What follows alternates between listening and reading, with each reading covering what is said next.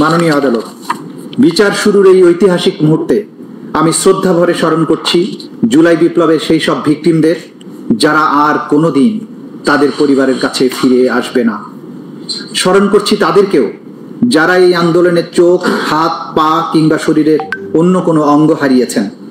স্মরণ করছি সেই সব অকুতভয় মানুষদের যাদের অপরিসীম ত্যাগের কারণে এই রাষ্ট্র অন্ধকার সময় পেরিয়ে আলোকোজ্জ্বল ভবিষ্যতের স্বপ্ন দেখছে। এই আদালত এমন একটি সময়ের সাক্ষ্য বহন করছে যা ইতিহাসের এক অনন্য দলিল হয়ে থাকবে। আমরা চাই এই বিচার হোক নিরপেক্ষ, প্রমাণ নির্ভর এবং ন্যায় ভিত্তিক। আমরা চাই এই বিচার শুধু বাংলাদেশের সামাজিক জীবনে সৃষ্ট গভীর ক্ষত মুছে না দিক, বরং এটি হোক এক আত্মাভিমানী জাতির ঐতিহাসিক পুনর্জাগরণ। Much obliged, Your Lordship. This is the opening speech from the Chief Prosecutor. My Lord, we have submitted formal charge containing 135 pages, along with the other documents which contains 8,747 pages. এগুলোর মধ্যে ফর্মাল চার্জে আমরা মোট 5টি অভিযোগ এনেছি। সাক্ষীর সংখ্যা হচ্ছে 81 জন। তথ্যসূত্র মোট 5 খণ্ডে 2018 পৃষ্ঠা। জব্দ তালিকা এবং দালিলিক প্রমাণ মোট 8 খণ্ডে 4005 পৃষ্ঠা। শহীদদের তালিকা 10 খণ্ডে মোট 8747 পৃষ্ঠা, মোট 2724 পৃষ্ঠা। সর্বমোট ডকুমেন্টের পরিমাণ হচ্ছে 8747 পৃষ্ঠা। ইয়োর লর্ডশিপস, এখন আমি ফর্মাল চার্জ উপস্থাপনের জন্য, ফর্মাল চার্জ যেহেতু অনেক বড়, 2000 আপনি ফর্মাল চার্জে ইন্ডেক্স তৈরি করলে ভালো হয়। মানে এখানে আমরা যদিও হেডিং দিয়েছি এবং সেটা হেডলাইন আছে, হেডলাইন আছে ফ্রিকোয়েন্টলি দিলে অসুবিধা নাই। মালট you can submit an index. মালট we will do মালট formal চার্জের আমাদের এখানে আমাদের বিজ্ঞ প্রসিকিউটর বৃন্দ উপস্থিত আছেন। আমি ওনাদের নামগুলো একটু পড়ে দিচ্ছি। মালট, আমার সাথে আছেন বিজ্ঞ প্রসিকিউটর জনাব আব্দুস সোবহান তরফদার, বিজ্ঞ প্রসিকিউটর জনাব মিজানুল ইসলাম, বিজ্ঞ প্রসিকিউটর জনাব গাজী মনোয়ার হোসেন তামিম, বিজ্ঞ প্রসিকিউটর BM সুলতান মাহমুদ, বিজ্ঞ প্রসিকিউটর শহীদুল ইসলাম সর্দার, বিজ্ঞ প্রসিকিউটর ফারুক আহমদ, বিজ্ঞ প্রসিকিউটর আব্দুল্লাহ নোমান, বিজ্ঞ প্রসিকিউটর আব্দুস সাত্তার পালোয়ান, বিজ্ঞ প্রসিকিউটর মামুনুর রশিদ, বিজ্ঞ প্রসিকিউটর হাসানুল বান্না, বিজ্ঞ প্রসিকিউটর SM মইনুল করিম, বিজ্ঞ প্রসিকিউটর শাইখ মাহাদি, বিজ্ঞ প্রসিকিউটর তারেক আব্দুল্লাহ, বিজ্ঞ প্রসিকিউটর সাইমুম রেজা তালুকদার, বিজ্ঞ প্রসিকিউটর SM তাসমিরুল ইসলাম এবং বিজ্ঞ প্রসিকিউটর তানভীর হাসান জোহা। মালট, আজকের এই আদালতের ঐতিহাসিক ক্ষণে আমাদের তদন্ত সংস্থার যিনি সমন্বয়ক জনাব আনসারউদ্দিন খান পাঠান, সহ সমন্বয়ক জনাব শহীদুল্লাহ চৌধুরী সহ আমাদের তদন্ত সংস্থার তদন্তকারী কর্মকর্তারা যারা অক্লান্ত পরিশ্রম করে মামলাটাকে এই পর্যায়ে নিয়ে আসেন তারাও উপস্থিত আছেন। মালট, ফর্মাল চার্জ 135 পৃষ্ঠার। আমরা সমস্ত কিছু এই আদালতে এই মুহূর্তে পুরোটা উপস্থাপন সম্ভব নয় বলে আমরা উল্লেখযোগ্য অংশ আপনাদের সামনে প্রেস করব।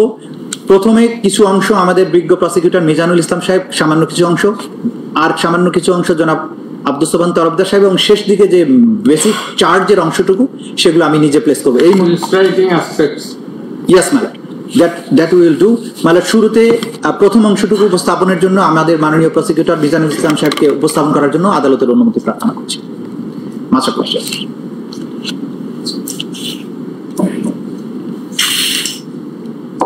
মাননীয় আদালত, ইসলামের চিফ প্রসিকিউটর সাহেবের বক্তব্যের ধারাবাহিকতায় যেটা বলতে চাই, এই মামলা ট্রাইব্যুনালে প্রেস করলে ভালো। মাননীয় ট্রাইব্যুনাল শুরুতে মেলট বলেছি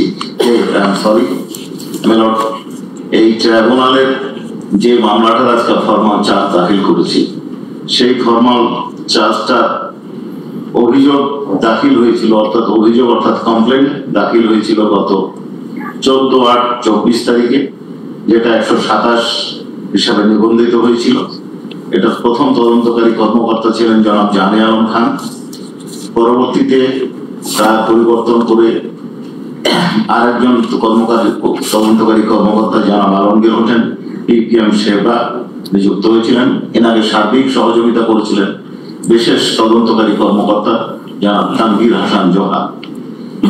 তদন্ত শেষে তদন্তকারী কর্মকর্তা জনাব আলমগীর হোসেন 12/5/2000 জনাব আলমগীর 12/5/2025 তারিখে তদন্ত প্রতিবেদন দাখিল করেন, যাতে এই 3 জনকে আসামি করা হয়েছে। তারা হলেন সাবেক প্রধানমন্ত্রী শেখ হাসিনা, সাবেক স্বরাষ্ট্রমন্ত্রী আসাদুজ্জামান খান কামাল এবং সাবেক আইজিপি চৌধুরী আব্দুল্লাহ আল মামুন। এই মামলার তদন্তে সংগৃহীত যে সমস্ত তথ্য উপাত্ত, পত্র পত্রিকা, তথ্য উপাত্তের মধ্যে ছিল পত্র পত্রিকা, ভিডিও, অডিও কল এবং আর অন্যান্য আনুষঙ্গিক বিভিন্ন প্রতিবেদন সংগ্রহ করে তিনি যে রিপোর্ট দিয়েছেন তার ভিত্তিতে আমরা এই ফরমাল চার্জ তৈরি করেছি জনাব আলমগীর সাহেবের সহায়তায়। সেইখানে আমরা মূল অভিযোগে যাওয়ার আগে আওয়ামী লীগের দুঃশাসন এবং আওয়ামী লীগ এবং শেখ হাসিনা কিভাবে ফ্যাসিবাদী শাসনের নিজেদেরকে রূপান্তরিত করেছিল, কিভাবে দেশে একটা স্বৈরাচার প্রতিষ্ঠিত হয়েছিল, কিভাবে একটা একনায়কতন্ত্র প্রতিষ্ঠিত হয়েছিল, তার কিছু ধারাবাহিক বর্ণনা মাননীয় ট্রাইব্যুনালে দেওয়া প্রয়োজনীয়তা অনুভব করছি। বাংলাদেশে ফ্যাসিবাদ এই আওয়ামী লীগ দুঃশাসনের ইতিহাস 24 বিপ্লবের পটভূমি যেভাবে সংগঠিত হয়েছিল তার মূল বর্ণনাটা আমরা দেখেছি, মূল অবস্থানটা দেখেছি। জুলাই বিপ্লব 1 জুলাই থেকে 5 আগস্ট পর্যন্ত সাবেক প্রধানমন্ত্রী শেখ হাসিনা ফ্যাসিবাদী এবং সর্বকাশী একনায়কতন্ত্রকে উৎখাত করা হয়েছিল। ছাত্র জনতার এই আন্দোলন দমনার্থে ফ্যাসিস্ট শেখ হাসিনার নেতৃত্বাধীন আওয়ামী লীগ সরকারের অনুগত রাজনৈতিক মদতপুষ্ট আইন শৃঙ্খলা বাহিনীর ঘাতক সদস্যবৃন্দ এবং আওয়ামী লীগ এবং তার অঙ্গ সংগঠনের 14 দলীয় সশস্ত্র বাহিনী কর্তৃক সংগঠিত ব্যাপক মাত্রা পদ্ধতিগত আক্রমণ ও লক্ষ্যভিত্তিক নিপীড়ন যা আসামিদের জ্ঞাতসারে সংগঠিত হয়েছিল। এতে প্রায় 1.5 সহস্রাধিক মানুষকে হত্যা করা হয়েছে, 25 সহস্রাধিক মানুষের আহত, অঙ্গহানি ও দৃষ্টিশক্তি হচ্ছে। আওয়ামী এই যে কারণে এই সরকারকে উৎখাত করতে জনগণ উদ্বুদ্ধ হয়েছিল, জনগণ এই আন্দোলনকে সমর্থন দিয়েছিল।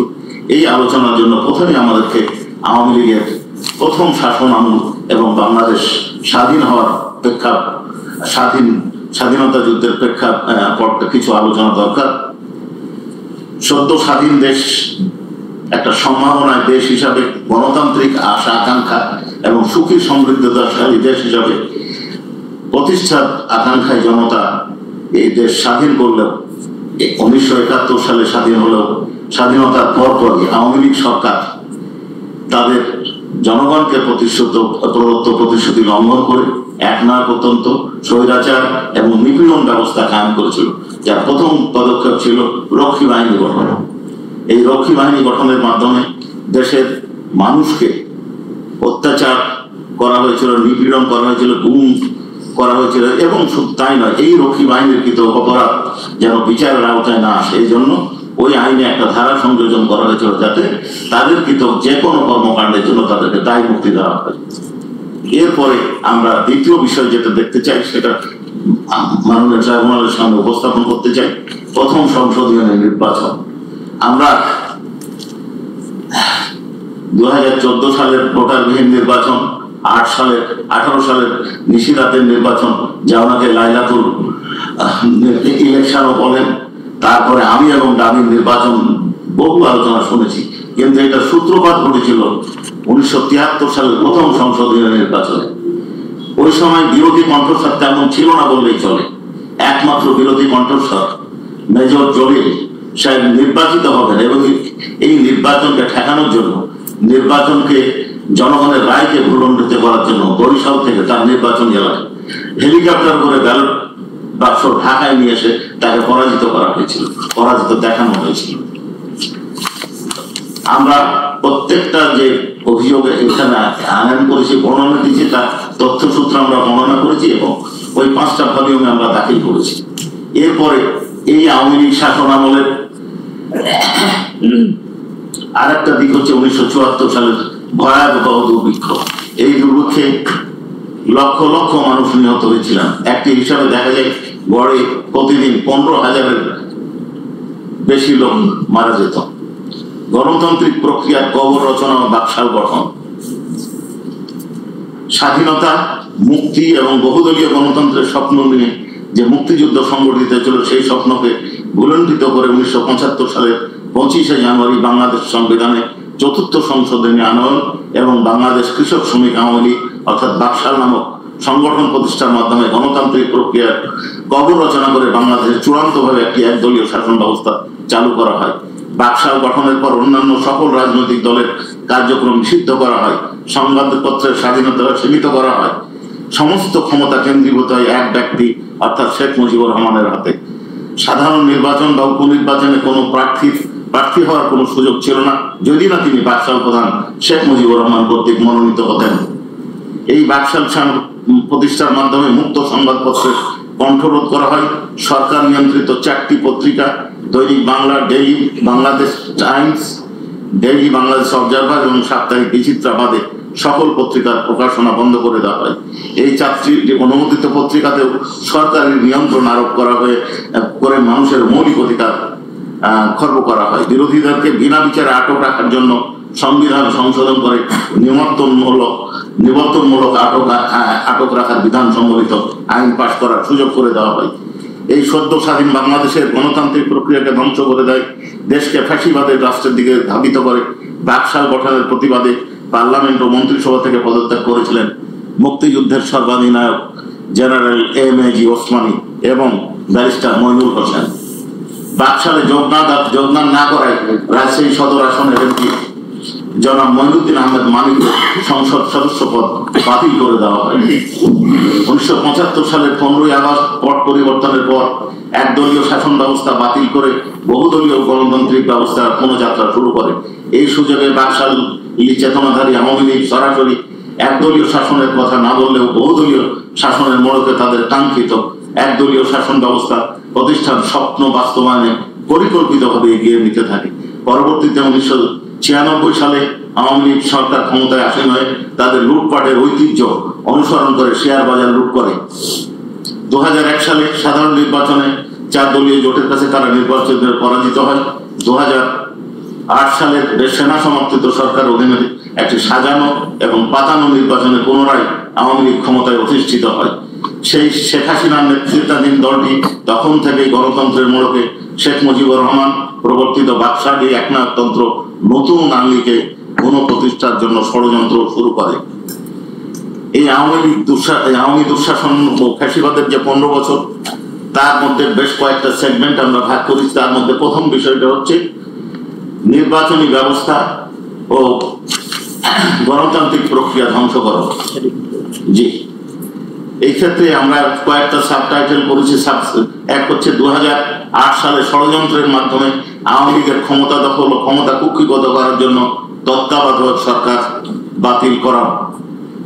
2রা জানুয়ারি 2007 সালের সশস্ত্র বাহিনী সামরিক শাসন কর্তৃক জোরে ক্ষমতায় এসে তাদেরকে ক্ষমতা আনার জন্য যে প্রক্রিয়াটা অনুসরণ করেছিল তার মধ্যে উল্লেখযোগ্য ছিল 130টা সংসদীয় আসনের সীমানা পরিবর্তন করে তাদেরকে নির্বাচিত হওয়ার সুযোগ করে দেওয়া হয়েছিল।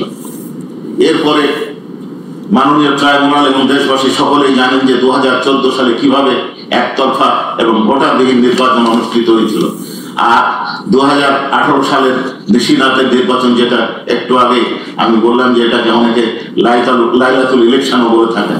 এরপরে এই 2018 সালের নির্বাচন ব্যাপকভাবে সমালোচিত হওয়ার পর তার এক নতুন পদ্ধতি, নতুন সিস্টেম, নতুন উদ্ভাবনী শক্তির মধ্যে আবিষ্কার করলেন আমি এবং ডামির নির্বাচন।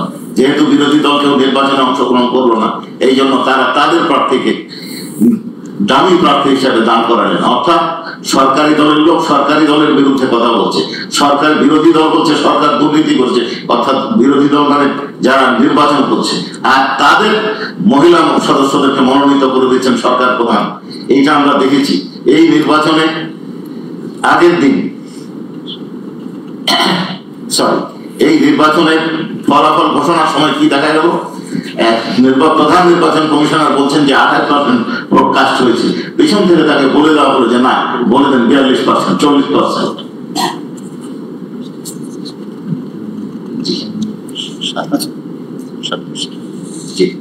এরপরে স্থানীয় নির্বাচন সম্পর্কে মাননীয় ট্রাইব্যুনাল এবং দেশবাসী জানেন কিভাবে এটাকে ভুলণ্ঠিত করা হয়েছিল, মানুষের রায়কে কিভাবে একজন নির্বাচিত হওয়ার পরে তাকে বাদ দিয়ে আরেকজনকে ভোট গণনা না করে ঘোষণা করে দেওয়া হয়েছিল নির্বাচিত চেয়ারম্যান এবং মেম্বার হিসাবে।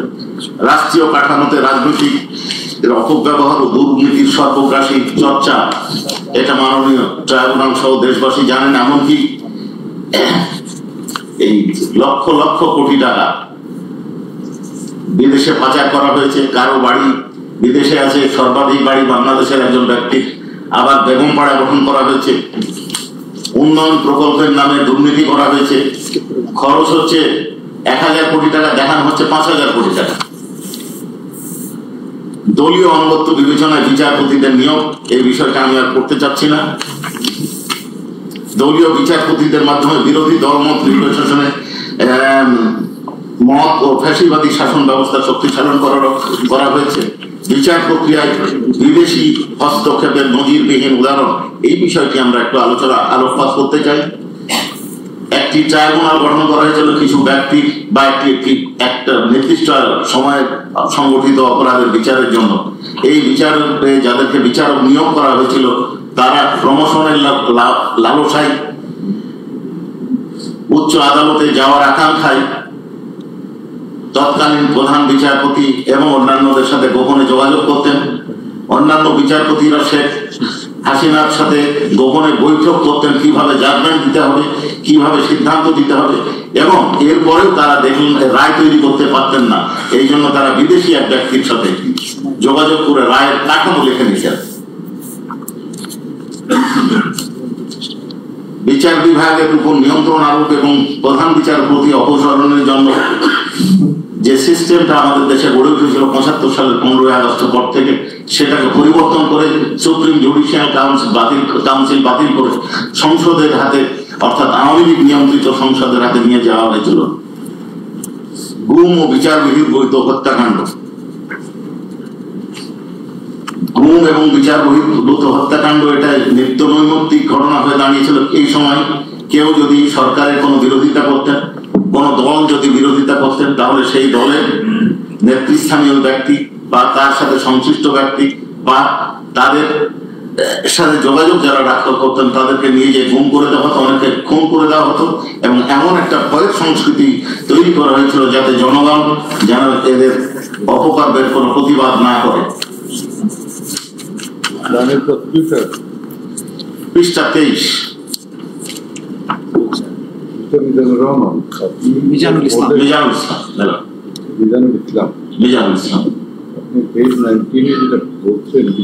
বিভাগের উপর নিয়ন্ত্রণ আরোপের প্রচেষ্টা এবং প্রধান বলেন, আমরা বুঝতে পারি না ঠিক।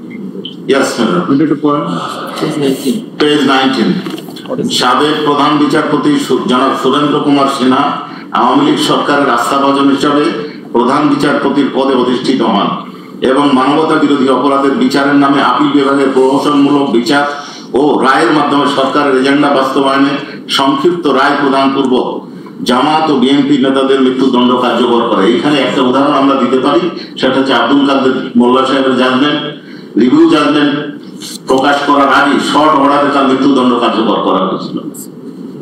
কিন্তু শেখ হাসিনার সাথে বিচার বিভাগের নিয়ন্ত্রণ নিয়ে বিচারপতি এস.কে. সিনহা চেয়েছিলেন বিচার বিভাগের প্রধান হিসাবে বিচার বিভাগের একচ্ছত্র নিয়ন্ত্রণ তার হাতে থাকবে। বিরোধের প্রেক্ষিতে ফ্যাসিবাদী আওয়ামী লীগ সরকার তৎকালীন প্রধান বিচারপতি এস.কে. সিনহার উপর খুদ ধরে তাকে নজিরবিহীনভাবে গোয়েন্দা সংস্থা দিয়ে শারীরিক নির্যাতন ও ভয়ভীতি দেখিয়ে প্রথমে দেশত্যাগ ও পরে পদত্যাগ করতে বাধ্য করে। এটার তথ্যসূত্র আমরা এখানে পরিষ্কারভাবে উল্লেখ করেছি। এবং এরপরে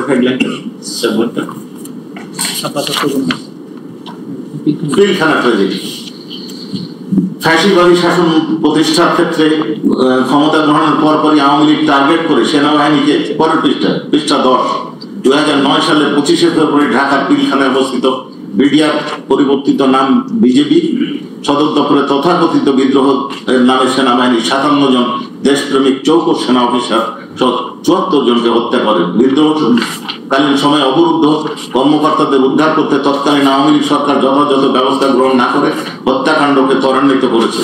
পরবর্তীতে জনগণের জোরালো দাবি সত্ত্বেও বিডিআর বিদ্রোহ প্রসঙ্গে একটা প্রহসনমূলক তদন্ত কার্যক্রম পরিচালনা করেছে। ষড়যন্ত্রের হোতাদেরকে বাদ দিয়ে কেবলমাত্র মাঠে থাকা সৈনিক ও জওয়ানদের বিচার কার্য পরিচালনা করেছে। 5ই আগস্ট বিপ্লবের পর এই রহস্য পুনরুদ্ধারের জন্য একটা কমিশন গঠন করা হয়েছে। এরপরে 20 পৃষ্ঠাতে শাপলা চত্বরের গণহত্যা 1-3-13। 5ই মে রাতের অন্ধকারে সমাবেশে অবস্থান ও নিরীহ নিরস্ত্র এতিম মাদ্রাসা ছাত্র সহ ছাত্র জনতার উপর রাতের অভিযান পরিচালনা করে অগণিত মানুষকে নিষ্ঠুরভাবে হত্যা করা হয়। এই অপারেশনের নিষ্ঠুরতা ও হত্যাযজ্ঞ যেন দেশবাসী জানতে না পারে, এই জন্য তাৎক্ষণিকভাবে সরাসরি সম্প্রচাররত দিগন্ত টিভি এবং ইসলামিক টিভি নামে 2টি ইলেকট্রনিক মিডিয়া বন্ধ করে দেওয়া হয়। এই সংবাদ এর মাঝের অংশে আছে অধিকার নামক একটি সংগঠন হত্যাকাণ্ডের বিষয়ে বর্ণনা দেওয়া, তা প্রধানের বিরুদ্ধে মামলা ডিজিটাল নিরাপত্তা আইনে মামলা দায়ের করে তাকে কারাদণ্ডে দণ্ডিত করা হয়। এরপরে গুম ও বিচার বহির্ভূত হত্যাকাণ্ড 21। ফ্যাসিস্ট আওয়ামী লীগ সরকার তার মেয়াদকালে ভিন্ন মতামত মানবাধিকার কর্মী বিরোধী দল সহ যে কোনো ধরনের ভিন্ন মতের নিপীড়ন ও নিষ্পর্শনের সমর্থক হয়ে উঠেছিল। এই সময় একটা রিপোর্টে দেখা যায় নিখোঁজ হয়েছিল 416 জন, আর একটা রিপোর্টে দেখা যায় 611 জন। তার মধ্যে হিউম্যান রাইটস ওয়াচের বক্তব্য এর মধ্যে 383 জন আর ফিরে আসেনি। প্রতিবেদনে 86 জনের গুমের কথা উল্লেখ হয়েছে এবং এরই ধারাবাহিকতায় এই নিষ্ঠুরতা এবং গুম খুনের সুরাহা না করে 2001 সালে ডিসেম্বরে মার্কিন যুক্তরাষ্ট্র বাংলাদেশের র্যাপিড অ্যাকশন ব্যাটালিয়ন র্যাবের উপর মানবাধিকার চরম লঙ্ঘন করার জন্য নিষেধাজ্ঞা আরোপ করে। এরপরে হচ্ছে তৎকালীন স্বৈরাচার 23 নির্দেশনায় আইন শৃঙ্খলা রক্ষা বাহিনী কর্তৃক বিচার বহির্ভূত হত্যাকাণ্ড। এর মধ্যে উল্লেখযোগ্য হচ্ছে পেজ 23 নারায়ণগঞ্জের 7 খুন, কাউন্সিলর একরাম হত্যাকাণ্ড। ডাক্তার কাউন্সিলর একরাম হত্যাকাণ্ডের একটু বর্ণনা আমি দিতে চাই। তেসরা 3 নম্বর ওয়ার্ডের কাউন্সিলর উপজেলার যুবলীগের দীর্ঘদিনের সভাপতি একরামুল হক, যাকে ওই বছর 26শে মে গভীর রাতে কথিত বন্ধুদের নির্মমভাবে হত্যা করে। ঘটনার দিন একটি গোয়েন্দা সংস্থার লোকজন তাকে বারবার ফোন করে একটা জমি কেনার সহায়তা করার জন্য চাপ দিলে সেই গোয়েন্দা সংস্থার কর্মকর্তারা কথা অনুযায়ী তিনি বাসা থেকে বের হন। ঘটনার রাত 11টার পর পকেট থেকে ফোনে মেয়ে কল করলে ফোনটি চাপ পড়ে রিসিভ হয়ে যায় এবং স্ত্রীর ফোন রেকর্ড হতে থাকে এবং ভয়াবহ হত্যাকাণ্ডের বর্ণনার শেষ মুহূর্তের নৃশংস শব্দ শোনা যায়। মেয়ের কণ্ঠে শোনা যায়, হ্যালো আব্বু। কাপা কাপা গলায় উত্তর আসে, জি আম্মু, আমি নীলা একটা স্থানের নাম যাচ্ছি। এইরকম কন্যা, এইরকম একরামের কন্যা ফোনের এক প্রান্ত থেকে প্রশ্ন করতে থাকে। তারপর অপর প্রান্ত থেকে জবাব আসে না, আসে গুলির শব্দ, গোলাগুলি, চিৎকার। এরপরে ডাক্তার ফয়েজ হত্যাকাণ্ড বর্ণনা আছে এবং যারা এই ধরনের গুমের শিকার হয়েছেন তাদের তালিকা আমরা দিয়েছি 25, 26, 27, 28।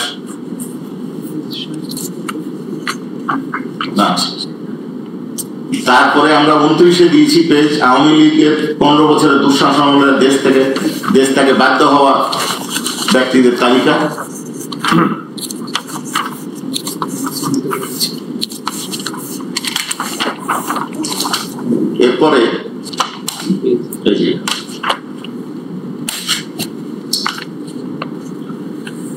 এরপরে হচ্ছে ডিজিটাল নিরাপত্তা আইনের মাধ্যমে দমন পীড়ন, পেজ 38। এই ডিজিটাল নিরাপত্তা আইনের মাধ্যমে নিপীড়িত উল্লেখযোগ্য ব্যক্তি সময়ের তালিকা আমরা উল্লেখ করেছি। নিত্য প্রয়োজনীয় দ্রব্যের অস্বাভাবিক মূল্য বৃদ্ধি। এরপরে আমরা যেটা বলছি ঘৃণার রাজনীতি, এইটা মাননীয় ট্রাইব্যুনাল আমি একটু উপস্থাপন করতে চাচ্ছি। ঘৃণার রাজনীতি, রাজাকার ও মুক্তিযুদ্ধের চেতনা শব্দের অপব্যবহার। 1971 সালের মহান স্বাধীনতা সংগ্রামের মধ্য দিয়ে বাংলাদেশ জন্ম হওয়ার পর থেকেই মুক্তিযুদ্ধকে পুঁজি করে ফ্যাসিবাদী আওয়ামী লীগ জাতিকে বিভক্ত করার অপচেষ্টায় লিপ্ত হয়, প্রচেষ্টা চালিয়ে যায়। নিজেদেরকে মুক্তিযুদ্ধের পক্ষের শক্তি ও বিরোধী মতাদর্শের যে কোনো ব্যক্তি, বিশেষত ইসলামী মনোভাবাপন্ন ব্যক্তিদের স্বাধীনতার বিপক্ষের শক্তি, রাজাকার ইত্যাদি নামে প্রচার করার মাধ্যমে এক ধরনের অবমানের মানবিকরণ প্রক্রিয়া দীর্ঘদিন থেকে চলে আসছে। মুক্তিযুদ্ধের ইতিহাসের অপব্যাখ্যা করে শুধুমাত্র ফ্যাসিস্ট আওয়ামী লীগ সরকার ও রাজাকার নামে অভিহিত করে ডিভাইড অ্যান্ড রুল পলিসি জারি করে বৈষম্য, এই প্যারের শেষে একটা সেপারেট সেগমেন্ট, বৈষম্য বিরোধী আন্দোলন ও রাজাকার ট্যাগ, যে কোনো গণহত্যা বা মানবতা বিরোধী অপরাধ সংগঠনের পূর্বে অপরাধীর একটা সাংস্কৃতিক বা মনস্তাত্ত্বিক প্রস্তুতি গ্রহণ করে, যার অন্যতম প্রধান উপাদান হলো অপমানজনক ও অবমাননাকার ভাষার ব্যবহার। ইতিহাসের বিভিন্ন অধ্যায়ে দেখা যায় যে আফ্রিকার রোয়ান্ডার তুৎসিদের তেলাপোকা বলা হতো, নাজি জার্মানিতে ইহুদিদেরকে ইহুদু বলা হতো, বসনিয়ায় মুসলিমদেরকে ক্যান্সার বলা হতো, মিয়ানমারে রোহিঙ্গাদেরকে বাঙালি বা অনুপ্রবেশকারী, সুদানের দারফুরদের আফ্রিকানদের দাস হিসাবে চিহ্নিত করার মতো ভাষা ব্যবহার হতো। এসব ভাষা কেবল ঘৃণা ছড়ায়নি, বরং সংশ্লিষ্ট গোষ্ঠীগুলির প্রতি সহিংসতার ন্যায্যতা দিতে সহায়তা করেছে।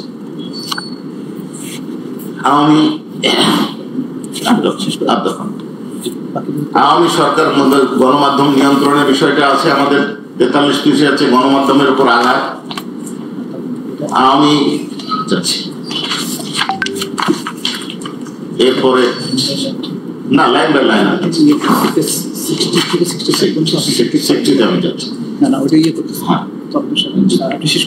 বিপ্লবের সূচনা হয়েছিল 24শে জুলাই, বিপ্লবের সূচনা হয় 1 জুলাই থেকে 5ই আগস্ট, যার বর্ণনা আমরা দেখতে পাচ্ছি, আমাদের সকলেরই জানা আছে। কোটার ইতিহাসে সিম্পল একটা কথা আমি সেখানে বলতে চাই, কোটা আন্দোলনটা কেন হলো। একটা উদাহরণ আমি দিতে চাই যেটা আমাদের বর্ণনাতে আছে, সেটা হচ্ছে যে পরীক্ষা যারা দিল, যিনি 71 পেলেন তিনি ফেল করলেন, আর কোটাতে যিনি 42 পেলেন তিনি পাস করলেন। আর শেষ আমি যে দুটো বিষয় আনতে চাচ্ছি, এক হচ্ছে প্রাণঘাতী অস্ত্রের ব্যবহারের নির্দেশ। আমরা তৎকালীন প্রধানমন্ত্রী শেখ হাসিনা এবং ঢাকা দক্ষিণ city corporation mayor Fazle Noor Taposh এবং ঢাকা বিশ্ববিদ্যালয়ের ভাইস চ্যান্সেলর এবং শেখ হাসিনার মধ্যেকার 16 জুলাই এবং 18 জুলাই দুটো ফোন আলাপের অডিও দাখিল করছি, ইনভেস্টিগেশন রিপোর্টের সময় সংগ্রহ করেছে। তাতে দেখা যায় উনি বলছেন যে এদের ইংল্যান্ডে গুলি করে মারা হয়েছে, ছাত্রদেরকে মেরে ফেলতে হবে, কোনো সমস্যা নাই, আর কিন্তু লেথাল উইপেন ব্যবহার করতে হবে। আরেকটা বিষয় কি বলছেন, সেটা হচ্ছে যে আমি বললাম ভাঙতে অমুক জিনিস, আগুন দিতে, ওরা যে সেতু ভবনে ভেঙে দিল, অর্থাৎ আগুন জ্বালার পরিকল্পনাটা তিনি তৈরি করেছিলেন। বাকিটা আমার লাইনের সিনিয়র আব্দুল সমদ আপনি শার্টের উপর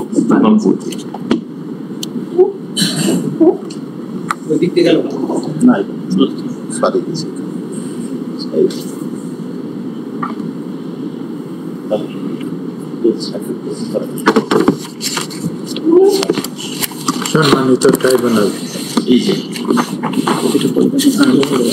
এই জুলাই বিপ্লবে সংঘটিত মানবাধিক বিরোধী অপরাধের ভিকটিমদের পরিচয়, পেজ 60।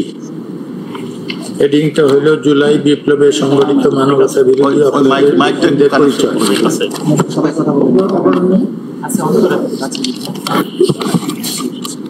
2024 সালে জুলাই আগস্টে ক্ষমতাসীন আওয়ামী লীগের সরকার কর্তৃক ছাত্র জনতার শান্তিপূর্ণ আন্দোলন দমন এবং রাজনৈতিক নিপীড়ন করার জন্য বৈষম্য বিরোধী ছাত্র আন্দোলনের অংশগ্রহণকারী নিরীহ নিরস্ত ছাত্র জনতা বিরোধী দলের নেতাকর্মী, বিশেষত বিএনপি, জামাত ও অন্যান্য দলের সদস্য ছাড়াও আন্দোলনে অংশগ্রহণকারী সকল শ্রেণী পেশা সাধারণ মানুষকে লক্ষ্যবস্তু হিসেবে নির্ধারণ করা হয়, যারা এই সময়কালে পরিচালিত সকল প্রকার আক্রমণ, নির্যাতন, নিপীড়ন, গণগ্রেপ্তার, মামলাবাজি, ভয়ভীতি ও সহিংসতার মুখে পড়েন। এই আন্দোলনের সমর্থনকারী হিসেবে ভিন্ন মতাবলম্বী চিকিৎসক, আইনজীবী, সাংবাদিক, মানবাধিকার কর্মী, শিক্ষাবিদ, অনলাইন সমালোচক ও সাধারণ নাগরিকদের নির্যাতন, নিপীড়ন, গণগ্রেপ্তার ইত্যাদি দমনমূলক ব্যবস্থার মাধ্যমে হয়রানির শিকার হতে হয়। এরপর হলো ভিকটিম নির্ধারণে ব্যবহৃত কৌশল। আওয়ামী লীগের শাসনামলে নিরাপত্তা ও গোয়েন্দা সংস্থাগুলোর সহায়তায় রাষ্ট্র সুসংগঠিতভাবে সর্বত্র নজরদারি দমন নীতির প্রাতিষ্ঠানিক রূপ দিয়েছে। তারই ধারাবাহিকতায় মানুষের যোগাযোগ ও চলাফেরার উপর গোয়েন্দা সংস্থা যেমন DGDFI, NSI, CTTC, SB special branch এবং পুলিশের গোয়েন্দা বিভাগ সক্রিয়ভাবে সর্বাধুনিক তথ্য প্রযুক্তি ব্যবহারের মাধ্যমে নজরদারি করেছে।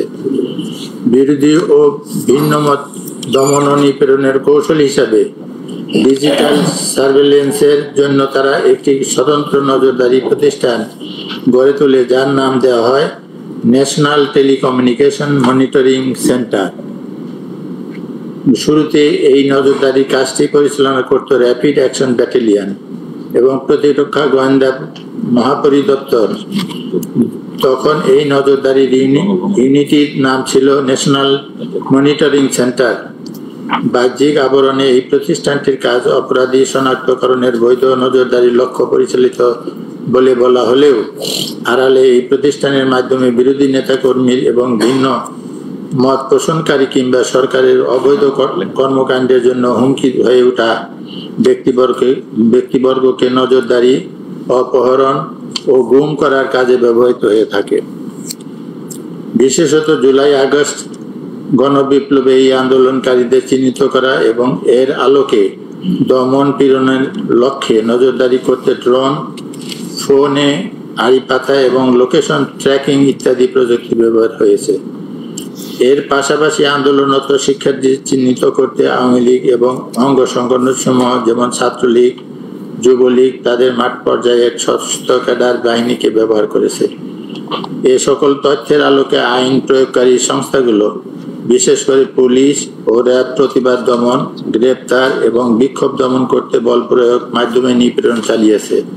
যারা সরাসরি নির্দেশ দিয়েছিল তৎকালীন ফ্যাসিস্ট প্রধানমন্ত্রী শেখ হাসিনা এবং তা কার্যকর করেছে তৎকালীন সেতুমন্ত্রী ও আওয়ামী লীগ সাধারণ সম্পাদক ওবায়দুল কাদের, স্বরাষ্ট্রমন্ত্রী আসাদুজ্জামান খান কামাল, তৎকালীন আইজিবি চৌধুরী আব্দুল্লাহ আল মামুন সহ অন্যান্য রাজনৈতিক নেতৃবৃন্দ, প্রশাসনিক কর্মকর্তা ও তাদের অধীনস্থরা এবং আইন শৃঙ্খলা বাহিনী। জুলাই বিপ্লবের সংগঠিত মানবতা বিরোধী অপরাধে জড়িত পক্ষসমূহ 2009 সালের ক্ষমতায় আরোহণের পর থেকে 2024 সালের 5ই আগস্ট পর্যন্ত অভিযুক্ত শেখ হাসিনা নেতৃত্বাধীন বাংলাদেশ আওয়ামী লীগ এবং বিভিন্ন অঙ্গ সংগঠন বিশেষ করে বাংলাদেশ ছাত্রলীগ, আওয়ামী যুবলীগ ইত্যাদি বিভিন্ন সময় নির্যাতন, সহিংসতা ও মানবাধিকার লঙ্ঘনের ঘটনায় জড়িত থাকার অভিযোগে সমালোচিত হয়েছে। বিশেষ করে জুলাই বিপ্লবের সময় আওয়ামী লীগ এবং অঙ্গ সংগঠন সমূহ দলীয়ভাবে সিদ্ধান্ত গ্রহণের মাধ্যমে নৃশংসভাবে আন্দোলনকারীদের দমন করার জন্য অবৈধ অস্ত্রশস্ত্র সহকারে সন্ত্রাসী কর্মকাণ্ড পরিচালনা করে। নিচে এই সময়কালে কিছু উল্লেখযোগ্য ঘটনা তুলে ধরা হলো। বাংলাদেশ আওয়ামী লীগ দেশের প্রাচীনতম রাজনৈতিক দলগুলোর অন্যতম। 1949 সালে প্রতিষ্ঠিত এই দলটি বাংলাদেশের স্বাধীনতা সংগ্রামে মুখ্য ভূমিকা রাখলেও পরবর্তীতে 1972 সালে বাংলাদেশের শাসনভার গ্রহণ করে স্বৈরাচার একদলীয় দুঃশাসন নির্মম দৃষ্টান্ত স্থাপন করে। এই দলটি 2009 সালে প্রশ্নবিদ্ধ এক নির্বাচনে জিতে ক্ষমতায় এসে অবৈধ অনৈতিক পদ্ধতিতে 2024 সালের 5ই আগস্ট পর্যন্ত ক্ষমতায় থাকাকালে জনগণের উপর ব্যাপক মাত্রায় দমন নিপীড়নের জন্য অভিযুক্ত হয়।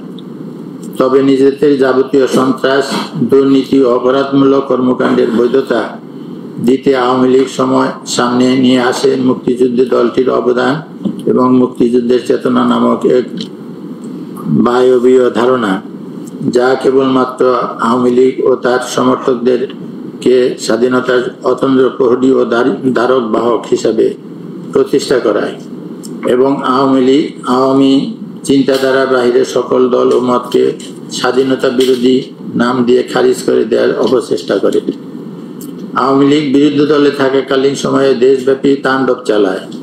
বিশেষ করে 2006 সালে 28 অক্টোবর আওয়ামী লীগের দলীয় সিদ্ধান্তে লগি বৈঠা ও অস্ত্র ব্যবহারের মাধ্যমে সাপের মতো পিটিয়ে মানুষ হত্যার মতো নারকীয় কর্মকাণ্ড পরিচালনা করে, যা টেলিভিশনে সরাসরি সম্প্রচারের মাধ্যমে সারা পৃথিবী অবলোকন করে। এরপর ক্ষমতায় এসে বিডিআর হত্যাকাণ্ড, শাপলা চত্বর ম্যাসাকার, বিএনপি ও জামাতের বিক্ষোভ দমনের নামে শতাধিক মানুষ হত্যা, দেশব্যাপী গুম, ধর্ষণ, খুন ও সহ রাষ্ট্রীয় মদতে এবং অনাচারের রাজত্ব কায়েম করে, যেখানে দল হিসেবে আওয়ামী লীগের প্রায় সকল পর্যায়ের নেতাকর্মী সরাসরি অংশগ্রহণ করে এবং এর ফলে তাদের কোনো ধরনের জবাবদিহি দেওয়া হয়নি। পেজ 64 again, আইন শৃঙ্খলা।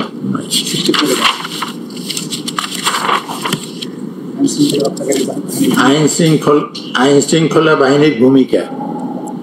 তৎকালীন আওয়ামী লীগ সরকার শান্তিপূর্ণ বিক্ষোভ দমনে রাষ্ট্রযন্ত্রের সকল আইন শৃঙ্খলা বাহিনীকে ব্যবহার করে এক নজিরবিহীন দমন অভিযান পরিচালনা করে।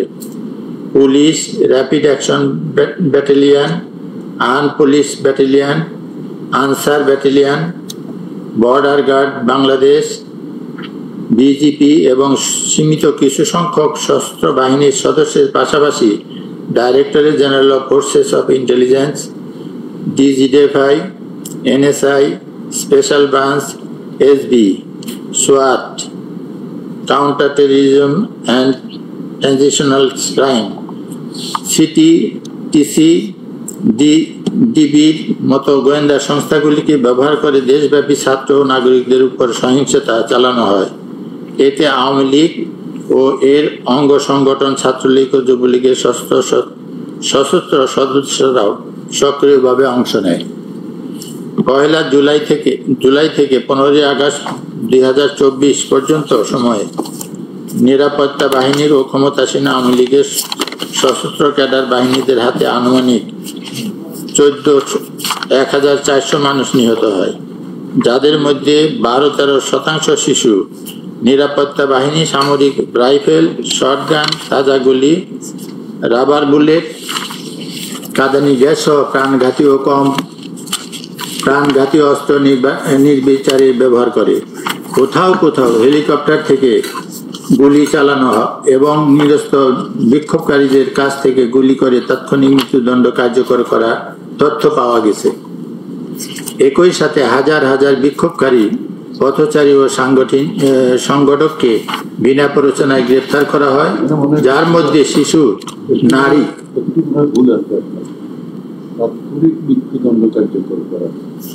কার্যকর করার তথ্য পাওয়া গেছে।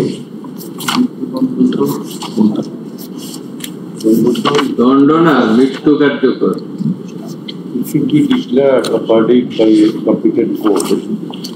যদি দণ্ড বলে এই দণ্ডটা টাইপিং মিশে মৃত্যু কার্যকর হবে।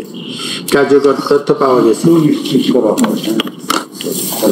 মৃত্যু কার্যকর করার তথ্য পাওয়া গেছে। মৃত্যু। একই সাথে হাজার হাজার বিক্ষোভকারী, পথচারী ও সংগঠককে বিনা প্ররোচনায় গ্রেপ্তার করা হয়, যার মধ্যে শিশু, নারী ও চিকিৎসা কর্মী অন্তর্ভুক্ত। শুধু 17 থেকে 29 জুলাইয়ের মধ্যে 10,000-এর বেশি গ্রেপ্তারের তথ্য পাওয়া যায়। আটক ব্যক্তিদের উপর নির্যাতন ও যৌন সহিংসতার অভিযোগ পাওয়া গেছে এবং ছাত্র নেতাদের বলপূর্বক গুম করার ঘটনায় ডিজিএফআই ও ডিবির জড়িত থাকার প্রমাণ পাওয়া গেছে। এছাড়া আহত বিক্ষোভকারীদের চিকিৎসা সেবায় বাধা দিতে হাসপাতাল থেকে জোরপূর্বক গ্রেপ্তার, চিকিৎসকদের হুমকি এবং সিসিটিভি ফুটেজ জব্দের মাধ্যমে চিকিৎসার কার্যক্রম প্রতিহত করা হয়। নারী আন্দোলনকারীদের বিরুদ্ধে নির্যাতন, ধর্ষণের হুমকি এবং সামাজিকভাবে হেয় করার উদ্দেশ্যে নিপীড়নের নির্দেশও পাওয়া গেছে। এসব সহিংসতার বিরুদ্ধে সরকার কোনো কার্যক্রম তদন্ত না করে বরং নিরাপত্তা বাহিনীর প্রতি দায় মুক্তি প্রদান করে। এই প্রেক্ষাপটে OHCHR ও অন্যান্য সংস্থার পর্যবেক্ষণ অনুযায়ী আওয়ামী লীগ সরকার এবং তার অধীনস্থ আইন শৃঙ্খলা রক্ষাকারী বাহিনী ও রাজনৈতিক অঙ্গ সংগঠন সমূহ সমন্বিতভাবে যে নিপীড়ন চালিয়েছে তা আন্তর্জাতিক মানবাধিকার আইনের পরিপন্থী এবং মানবাধিকার বিরোধী অপরাধ। এখন আমার এটা হচ্ছে office of the high commissioner for human rights.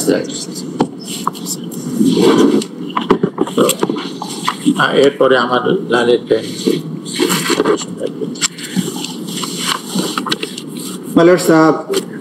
আমি এখন সুনির্দিষ্ট অভিযোগের মধ্যে যাব।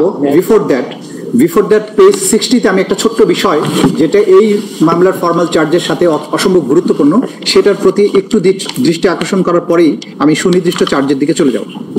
পেজ 60-তে ব্যক্তি পূজা এবং পারিবারিক উত্তরাধিকার, এই যে বাংলাদেশে ক্রাইমস এগেইনস্ট হিউম্যানিটি সংগঠনের পেছনে যে মনস্তাত্ত্বিক কারণগুলো ছিল সেটা এখানে বিশ্লেষণ করা হয়েছে। যেহেতু আওয়ামী লীগ মনে করে যে শুধুমাত্র শেখ মুজিবুর রহমানই বাংলাদেশের স্বাধীনতার একক কারিগর এবং তাকে বাংলাদেশের রাজনৈতিক ক্ষমতা এক ধরনের পারিবারিক উত্তরাধিকার হিসেবে চিত্রিত করে শেখ মুজিবের কন্যা হিসেবে শেখ হাসিনাকে জাতির অভিভাবক রূপে উপস্থাপন করা হয়। শেখ হাসিনা পরিবারের বিভিন্ন সদস্যদের নামে বাংলাদেশের বিভিন্ন স্থাপনার নামকরণ করা হয়। শেখ পরিবারের নিরাপত্তার জন্য বিশেষ আইন, শেখ পরিবারের বিভিন্ন ব্যক্তিগত ঘটনাকে জাতীয় দিবস হিসেবে উদযাপন, যে কোনো মাধ্যমে শেখ পরিবারের জন্য অবমাননাকর বিবেচিত হতে পারে এমন বক্তব্য বা লেখা নিষিদ্ধকরণ এবং শাস্তি প্রদান ইত্যাদির মাধ্যমে বাংলাদেশের গণতান্ত্রিক শাসন ব্যবস্থার চরম অবমাননা করে এক ধরনের ব্যক্তি তথা পরিবার কেন্দ্রিক স্বৈর শাসন প্রতিষ্ঠার অপচেষ্টা করা হয়। এমনকি সংবিধান সংশোধন করে শেখ মুজিবুর রহমানের এবং প্রধানমন্ত্রী হিসেবে তার নিজের ছবি সরকারি সহ সকল প্রতিষ্ঠানে প্রদর্শনপূর্বক ঝুলিয়ে রাখতে বাধ্য করা হয়। সারা দেশে হাজার হাজার কোটি টাকা রাষ্ট্রীয় কোষাগার হতে অপব্যয় করে শেখ মুজিবুর রহমানের মুরাল, মূর্তি এবং প্রতিকৃতি তৈরি করা হয়। শেখ মুজিবকে দেবতা স্বরূপ পূজনীয় রূপে কোমলমতি শিশুদের সামনে উপস্থাপন করার উদ্দেশ্যে শিক্ষা প্রতিষ্ঠানে মুজিবের জন্ম মৃত্যুবার্ষিকী সহ বিভিন্ন দিবস পালনে বাধ্য করা, প্রতিষ্ঠানের প্রতিকৃতি এবং মুরালের নামে মূর্তি স্থাপন, স্কুলের অ্যাসেম্বলিতে শেখ মুজিবের বন্দনা গাইতে শপথনামার পরিবর্তন, সকল অফিস আদালতে মুজিব কর্নার স্থাপনে বাধ্য করা, শেখ মুজিব সংক্রান্ত বই সকল প্রতিষ্ঠানে রাখতে বাধ্য করা, সরকারি সকল নথি চিঠির উপরে শেখ মুজিবের ছবি সম্বলিত লোগো স্থাপনে সরকারি আদেশ দ্বারা বাধ্য করা, শেখ পরিবারের বিভিন্ন সদস্যদের নামে শত শত প্রতিষ্ঠান সহ রাস্তাঘাট, ব্রিজ, কালভার্টের নামকরণ, জন্ম মৃত্যু দিবস পালনে বাধ্য করা, অঙ্কন প্রতিযোগিতা, ক্রীড়া প্রতিযোগিতার নামে জাতির সামনে পূজনীয় হিসাবে উপস্থাপনের চেষ্টা করা হয়। শেখ মুজিবুর রহমানের মূর্তি স্থাপন সহ মুজিব বন্দনায় রাষ্ট্রের 4000 কোটি টাকারও বেশি খরচ হয়। সকল প্রিন্ট এবং ইলেকট্রনিক মিডিয়ায় নিয়মিতভাবে মুজিব বন্দনা প্রকাশ এবং সম্প্রচার করতে বাধ্য করা হয়। মাইলর্ড, আমি এখন ঘটনা প্রবাহের দিকে চলে যাচ্ছি। I will jump up to page 95। আমরা ঘটনা প্রবাহ লম্বা বর্ণনা দিয়েছি, আমি এখানে ঘটনা প্রবাহ 9 থেকে সামনের দিকে প্লেস করে যাচ্ছি। পেজ 95, প্যারাগ্রাফ নম্বর 3.9। 3রা আগস্ট 2024 সারা দেশে বিক্ষোভ মিছিল এবং শহীদ মিনারের সমাবেশ।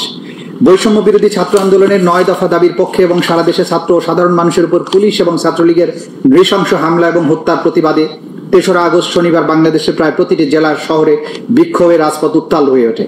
কোটা সংস্কার আন্দোলনের এই পর্বে শুধু শিক্ষার্থী নয়, শিক্ষক, অভিভাবক, আইনজীবী, সাংস্কৃতিক কর্মী, পেশাজীবী, শ্রমজীবী, সাধারণ মানুষ একসঙ্গে রাজপথে নেমে আসে। সবার মুখে এক স্লোগান, দাবি এক, দফা এক, শেখ হাসিনার পদত্যাগ। বৈষম্য বিরোধী ছাত্র আন্দোলনের ডাকে শনিবার রাজধানী সহ দেশের বিভিন্ন অঞ্চলে বিক্ষোভে উত্তাল হয়ে ওঠে। বিক্ষোভ মিছিলে যোগ দেন শিক্ষক, শিক্ষার্থী, সাংস্কৃতিক কর্মী, সাহিত্যিক থেকে শুরু করে সর্বস্তরের মানুষ। রাজধানীর আফতাবনগর, বাড্ডা, রামপুরা, বনশ্রী, মিরপুর 10, সায়েন্স ল্যাব সহ বিভিন্ন পয়েন্টে সকাল থেকে বিক্ষোভ শুরু হয়। পরে অনেক এলাকা থেকে খন্ড খন্ড বিক্ষোভ মিছিল নিয়ে শহীদ মিনারে জড়ো হতে থাকেন তারা। বেলা 3টার দিকে ছাত্র জনতার ঢল নামে সেখানে। এছাড়া গাজীপুর, চট্টগ্রাম, কুমিল্লা, সিলেট, নোয়াখালী, বরিশাল, বগুড়া, রাজশাহী, ফরিদপুরে বিক্ষোভে যোগ দেন হাজারো মানুষ। এর মধ্যে অনেক জায়গায় পুলিশ বিক্ষোভকারীদের উপর দফায় দফায় হামলা চালিয়েছে। এই ঘটনায় কমপক্ষে এক ব্যবসায়ী শহীদ এবং 28 জন গুলিবিদ্ধ সহ 2 শতাধিক মানুষ আহত হয়েছেন।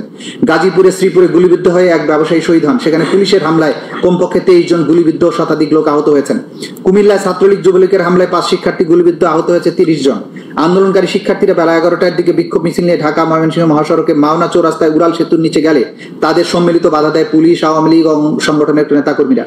পরে দুপুর 12টার দিকে বিপুল সংখ্যক পুলিশ এসে শিক্ষার্থীদের উপর গুলি বর্ষণ করে। এ সময় 9 আন্দোলনকারী গুলিবিদ্ধ হন, যাদের মধ্যে 6 জন গুরুতর আহত ছিলেন।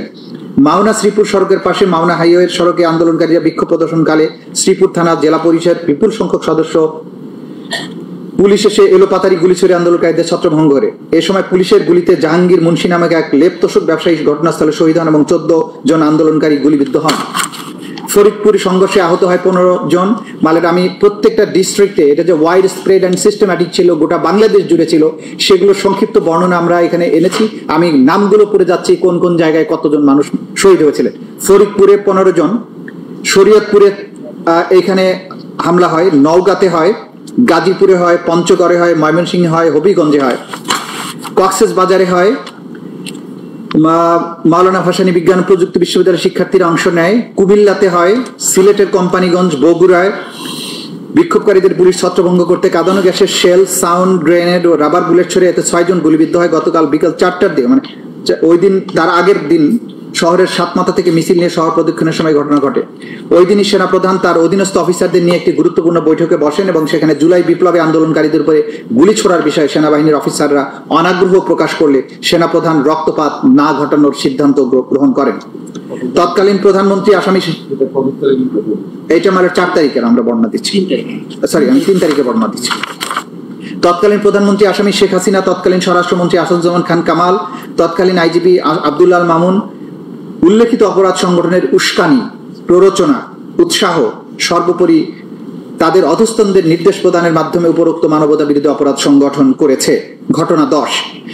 4 আগস্ট 2024 অসহযোগ আন্দোলন এবং ইতিহাসের জঘন্যতম হত্যাকাণ্ড। সকাল 10টা থেকেই শাহবাগে শেখ মুজিব বিশ্ববিদ্যালয়ের হাসপাতালের সামনে ছাত্রলীগ, আওয়ামী লীগ এবং নেতাকর্মীরা জড়ো হতে সশস্ত্র অবস্থানে থাকে। তারা রিভলভার, পিস্তল, শটগান, কাটার রাইফেল, রড, রামদা, বিভিন্ন ধরনের দেশীয় অস্ত্রশস্ত্র নিয়ে অবস্থান নেয়। আন্দোলনকারীরা শাহবাগে পৌঁছালে ছাত্রলীগ নেতাকর্মীরা তাদের মারধর করে। পরবর্তীতে ছাত্রদের উপর দায় চাপানোর জন্য হাসপাতালের ভেতরে আগুন লাগিয়ে দেয় সন্ত্রাসীরা। একই সময় বাংলা মোটর, আজিমপুর, খিলগাঁও, মোহাম্মদপুর, উত্তরা, টিকাটুলি, যাত্রাবাড়ি, ফার্মগেট, কারওয়ান বাজার, মিরপুর 10, শাহবাগ এলাকায় সংঘর্ষ ছড়িয়ে পড়ে। হামলা, গুলি, গ্রেনেড এবং লাশ। বাংলা মোটরে আওয়ামী লীগ নেতাকর্মীরা প্রকাশ্যে গুলি ছোড়ে আন্দোলনকারীদের ছত্রভঙ্গ করে দেয়। আজিমপুরে হাসিবুর রহমান মানিকের নেতৃত্বে আওয়ামী লীগ নেতাকর্মীরা শিক্ষার্থীদের উপর নৃশংস হামলা চালায়। উত্তরায় শিক্ষার্থীদের উপর চালানো গুলিতে অন্তত 18 জন গুলিবিদ্ধ হয়ে হাসপাতালে ভর্তি হন। মোহাম্মদপুর বাস স্ট্যান্ডে আওয়ামী লীগ কর্মীরা লাঠি এবং দেশীয় অস্ত্র নিয়ে জড়ো হয়ে পুলিশকে সহযোগিতা করে নিরস্ত্র শিক্ষার্থীদের উপর হামলা চালায়। খিলগাঁওয়ের অলিতে গলিতে ছাত্রলীগ, পুলিশ এবং সরকার সমর্থিত সন্ত্রাসীরা একত্র হয়ে আন্দোলনকারীদের উপর নির্বিচার হামলা চালায়। সকাল 10টার পরে ধানমন্ডি 2 নম্বর সিটি কলেজ সায়েন্স ল্যাব এলাকায় জড়ো হতে থাকে U lab, Stamford, Dhaka college, Eden মহিলা college, Dhanmondi ideal college, Dhaka city college, বীরশ্রেষ্ঠ মুন্সি আব্দুর রব কলেজ, বীরশ্রেষ্ঠ নূর মোহাম্মদ পাবলিক কলেজ সহ আশেপাশের বিভিন্ন সরকারি বেসরকারি শিক্ষা প্রতিষ্ঠানের শিক্ষার্থীরা। পুলিশ, ছাত্রলীগ, যুবলীগ এবং আওয়ামী লীগের সমর্থিত নেতাকর্মীদের নৃশংস হামলায় যুদ্ধক্ষেত্রে পরিণত হয় রাজধানীর মিরপুর 10 এলাকা। পুলিশ এবং আওয়ামী লীগ নেতাকর্মীদের ইট পাটকেল নিক্ষেপ, টিয়ারশেল, রাবার বুলেট, গুলি ছুটতে ছুটতে একজনের মৃত্যু হয়।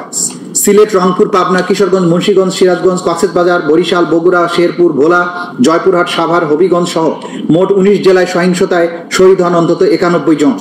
বেশিরভাগই শিক্ষার্থী, নিরস্ত্র আন্দোলনকারী। শহীদদের মধ্যে বহুজন সরকারি বাহিনীর গুলিতে প্রাণ হারান। সরকারের কঠোর দমন পীড়নের পদক্ষেপ হিসেবে বিকাল 6টা থেকে অনির্দিষ্টকালের জন্য কারফিউ জারি করা হয়।